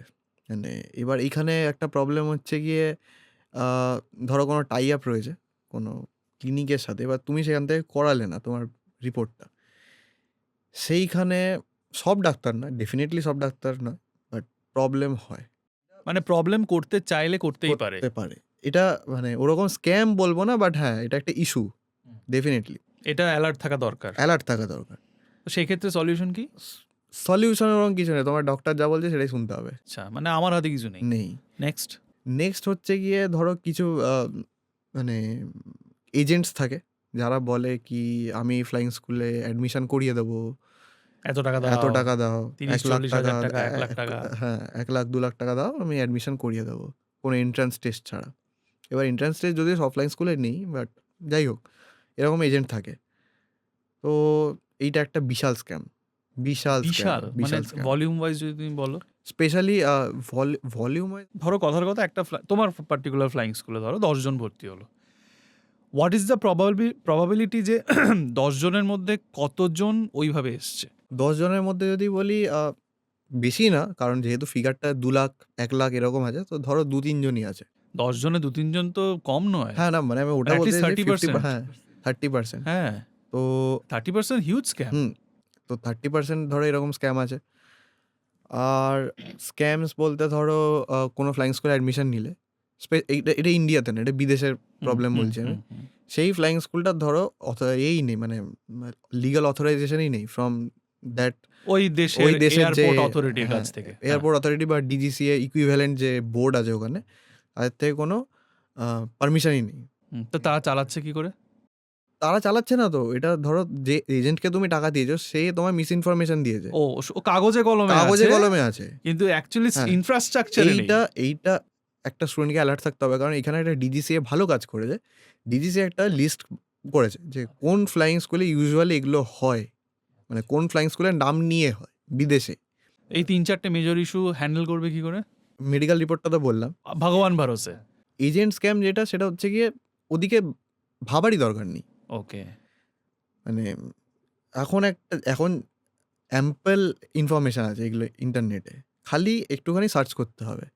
আর মুশকিলটা আরও হয়, সেটা হচ্ছে গিয়ে এই গ্ল্যামারটাকে দেখে স্টুডেন্টরা প্রচুর মানে একটা মাথায় অন্য সোশ্যাল ইমেজ ক্রিয়েট করে ফেলে। সেই কারণে আরও বেশি স্ক্যামড হয়, কারণ তারা রিসার্চই করে না ইন্টারনেটে। কনভেনশনালি গিয়ে আমি ফ্লাইং স্কুলে কনফার্ম করলাম যে আপনারা তো আমার ফিউচার নষ্ট করছেন, আমার 1.5-2 বছর খেয়ে নিচ্ছেন এই ব্যাকলগের চক্করে। কনফার্ম করলাম, তারা কি মানে এমন কোনো স্টেপ নিতে পারে যেটা আমার নলেজে নেই, যেটা ইন ফিউচার আমার জব পেতে বা আমার কোর্স কমপ্লিট করতে অসুবিধা হতে পারে? দেখো, তোমার জব পেতে অসুবিধা হবে না, কারণ জবটা at the end of the যতক্ষণ ডে, আমি লাইসেন্স পাবো না, আমি জব কি করে হ্যাঁ, পাবো? ও টোটালটা বলছি। জব পেতে আছেন তুমি লাইসেন্স পেয়ে গেলে তারপর তুমি তোমার এফোর্ট দিয়ে তুমি জব পাবে, এটা হুম, একদম, বেসিক। হ্যাঁ। বাট ফ্লাইংটা শেষ করতে প্রবলেম ডেফিনেটলি করতে পারে। কারণ হচ্ছে গিয়ে ধরো এই যে ব্যাকলগ যখন ক্লিয়ার করছো তখন তুমি অলরেডি একটা ম্যাচিওর স্টেজ যে চলে এসছো, কারণ মানে তুমি চেকস দিচ্ছ তখন। হ্যাঁ, তো তখন যদি তোমাকে ইন্টেনশনালি কেউ চেক ফেল করায়, এটা তুমি কাউকে গিয়ে রিপোর্ট করতেই পারবে না। কারণ হচ্ছে গিয়ে at the end of the day ওরা তোমার সব কিছু report card and all manage করে। ম্যানেজ করে। বাট এটা আমার সময় ছিল। এখানে একটা ভালো স্টেপ ডিজিসিএ নিয়েছে, সেটা হচ্ছে এখন ট্রেনিং এয়ারক্রাফটে ক্যামেরা ইনস্টল করতে হবে, অ্যাকশন ক্যামেরা। তো সেখানে ওরকমভাবে হবে না, মানে সেখানে ফ্লাইং যেটা হচ্ছে সেটাও রেকর্ড হবে, and also instructor to student যে কথাবার্তা হচ্ছে সেটাও রেকর্ড হবে। সেটা তো স্টুডেন্ট অ্যাক্সেস পাবে না, পাবে কি? অ্যাক্সেস পাবে না, কিন্তু এই লাইভ ফিডটা যাবে ডিজিসি এর কাছে। ওকে, ফ্যান্টাস্টিক। এইটা একটা দারুণ স্টেপ নিয়েছে, এটা ওয়ার্ল্ডে প্রথম। এই সাবাস! ইউএসএ, ইউরোপও করতে পারেনি। কিছুতে তো বিশ্বগুরু হলাম একদম, আমরা। একদম। তুমি যে এই যে বললে 1.5 বছর ধরে তুমি জব পাওনি, অনেস্টলি বলো, ঠিক আছে? নাম না করেই বলো। তুমি 1.5 বছর ধরে যে জবটা পাওনি, is it anywhere connected to DGC এর যে নতুন নর্মসগুলো এসছিল, যেগুলোর সাথে কোম্পানিগুলো কোঅপারেট করার ট্রাই করছিল, করব কি করব না, করব কি করব? কারণ এয়ার ইন্ডিয়া বা বাকি যে কোম্পানিরা মোটামুটি সবাই এগ্রি করেছিল, শুধু করেনি। যেটার কারণে একটা বিশাল বাওয়াল হলো কিছুদিন আগে। এইগুলো খুব মানে এইখানে আমি কমেন্ট করার কেউই তুমি নেই। যতটা সেফ ততটা একদম, বলো। একদম। ওইটাই বলছি। এখানে আমি কমেন্ট করার কেউই নেই। কারণ এগুলো যারা হ্যান্ডেল করে তারা হচ্ছে গিয়ে একদম টপ লেভেল ম্যানেজমেন্টে আ বসে আছে। তো এবার যদি তারা চায়, given the size and the volume of the airline, তারা করতেই পারে। এবার যদি দে আর তারা দ্য না, মনোপলি। হ্যাঁ, মনোপলি। হুম। তো 66 না 63% সম্ভবত স্টেক আছে এখন সম্ভবত। ওরকমই। তুমি তখন বললে একটা কথা যে এরকম অনেক সিচুয়েশন দেওয়া হয় যেখানে টেক অফের সময় ইঞ্জিন ধরো খারাপ করে দিল। কিছুদিন আগে আমাদের যে এয়ার ইন্ডিয়ার যে প্লেনটা ক্র্যাশ হলো, তো সেখানেও কি এরকম কোনো সিচুয়েশন হয়েছিল? টেক অফের সময় ইঞ্জিন খারাপ হয়ে গেছে বা এরকম কোনো ইনফরমেশন তোমার কাছে আছে? যেটুকু আমি জানি সেটা হচ্ছে গিয়ে মানে প্রিলিমিনারি যে রিপোর্টটা বেরিয়েছিল ডিজিসিএ, তো সেটা ব্ল্যাক হচ্ছে বক্সের তো ডেটা এখনো বের না, করেনি। এখনো চলছে কাজ। হ্যাঁ, হ্যাঁ। তো সেটা হচ্ছে গিয়ে একটা ফিউল যে সাপ্লাই সুইচটা হয় সেটা নেমে গেছিলো। মানে সেটা অফ পজিশনে চলে এসেছিল। এবার অ্যাজ পার প্রিলিমিনারি রিপোর্ট পাইলটরা সারপ্রাইজ ছিল সেটা নিয়ে যে কী করে ওটা নেমে যায়। কারণ সেটা নেমে যাওয়াটা খুব অস্বাভাবিক। যেকোনো সুইচ যখন মানে যেগুলো ইম্পর্টেন্ট সুইচ, ছোটো প্লেন হোক, বড় প্লেন হোক, সেগুলোকে প্রথমে পুল করতে হয়। দিয়ে ওটা নিচে নামানো যায়। এরকম মানে ওটাকে ম্যানুভার করার একটা প্রোটেক্টিভ নেচার হ্যাঁ, আছে। এক্সাক্টলি প্রোটেক্টিভ নেচার আছে। কারণ কি সেটাকে পুল করতে হয় প্রথমে। দিয়ে নিচে নামাতে হয় বা উপরে ওঠাতে হয়। আমি কিছু কেস স্টাডি দেখছিলাম ওটা নিয়ে পরে। একেকটা নিউজের রিপোর্ট আসছে, সেটার বেসিসে একেকজন কেস স্টাডি করছে দেখছিলাম। এক্সাক্টলি এই কথাটাই বলেছিল যে, এই পার্টিকুলার সুইচগুলো এটা আমাদের বাড়ির না, না, না, বাল্বের ও সুইচ নয়। নয়। যে টুক করে একটা এক্সাক্টলি। ছোঁয়া লাগলো বন্ধ হয়ে গেল, বন্ধ হয়ে গেল, ছোঁয়া হয় লাগলো না। অন হয়ে গেল। তাহলে ওটা কি করে হতে পারে? এই ম্যালফাংশনটা কি করে হতে পারে? দেখো এখানে কিছু যতক্ষণ না ফাইনাল রিপোর্ট আসছে এক্সাক্টলি বলা মুশকিল। বাট এখানে মেবি মেইনটেন্যান্স ইস্যু আছে এয়ারলাইনের, বা ম্যানুফ্যাকচারিং ইস্যু আছে। এবার যদি ম্যানুফ্যাকচারিং ইস্যু হয় সেক্ষেত্রে বোয়িংয়ের সেটা রেসপন্সিবিলিটি, কারণ বোয়িং এয়ারক্রাফট টাইপ ছিল। এই পার্টিকুলার প্লেনটার ইনফ্যাক্ট কিছু বাজে হিস্ট্রিও আছে। Exactly, exactly. তো এই হিস্ট্রিটাও আছে। মানে সেম দেখলে হিস্ট্রিটাই আছে। সেম হিস্ট্রিটাই হ্যাঁ। আছে। তো এবার আমি যেরকম আগে বললাম, এই টেক অফে ফেলিয়ার হলে সেটা বাঁচানো মানে খুব মুশকিল। ইনফ্যাক্ট এটারও যদি রিপোর্ট দেখো, এটাতে পাওয়ার চলে এসেছিল, কিন্তু হাইট ছিল না। আর তুমি তখন বললে না যে ৫-৬ হাজার ঘন্টার এক্সপিরিয়েন্স লোক হলে তাও তুমি একটা হোপ থাকে বেঁচে যাওয়ার। তো এক্ষেত্রে তো ওদের অনেক ইয়ে ছিল, এক্সপিরিয়েন্স ছিল। এবার আমি যেটা তোমায় বলছিলাম যেটা চেকে হয় সেটা হচ্ছে ছোট প্লেনে হয়। এবার ছোট প্লেন পাওয়ার দেবে সঙ্গে সঙ্গে পাওয়ার চলে আসবে, ল্যাগ থাকে না। জেট ইঞ্জিনে ল্যাগ থাকে। জেট ইঞ্জিনে তুমি ধরো ল্যাগ থাকে for around 3 seconds 4 seconds, 3 seconds অনেকটা। অনেকটা। কারণ গিভেন ওদের বোধহয় হাইট 3000 to 5000 এর মধ্যেই ছিল। আর ওটা অত ভারী প্লেন, হুম। তো ওটা খুব জলদি তাও নামবে। আবার ফুল প্যাকড। হ্যাঁ, ফুল প্যাকড, ফিউলও অত আছে। তো ওটা খুব জলদি হাইট লুজ করবে। বাট ওরা রিকভারও করে নিয়েছিল, বাট হাইট ছিল না।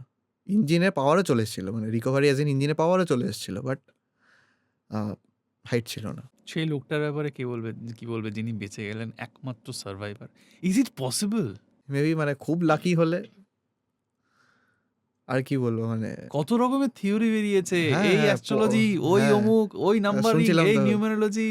বা অনেকে বলছিল যে পরে এসে ঢুকে গেছে ওই প্রেমিসেসে। এখন সবকটা এয়ারলাইন প্রফিটেবল। অনলি ইন্ডিগো, বাকি কেউ প্রফিটেবল না। রিসেন্টলি শুনছিলাম যে অনেক এমপ্লয়িরা কমপ্লেন করছে বা বলছে যে IndiGo is exploiting the employees like anything, মানে they are taking the advantage of being a monopoly. দেখো, যে কোনো বিজনেসে যদি মনোপলি চলে আসে সেখানে তো একটা এক্সপ্লয়টেশনের প্রবলেম থাকবেই। আচ্ছা, আরেকটা কনস্পিরেসি থিওরি পড়ছিলাম ইন্ডিগোর এই ক্রাইসিসটার সময়।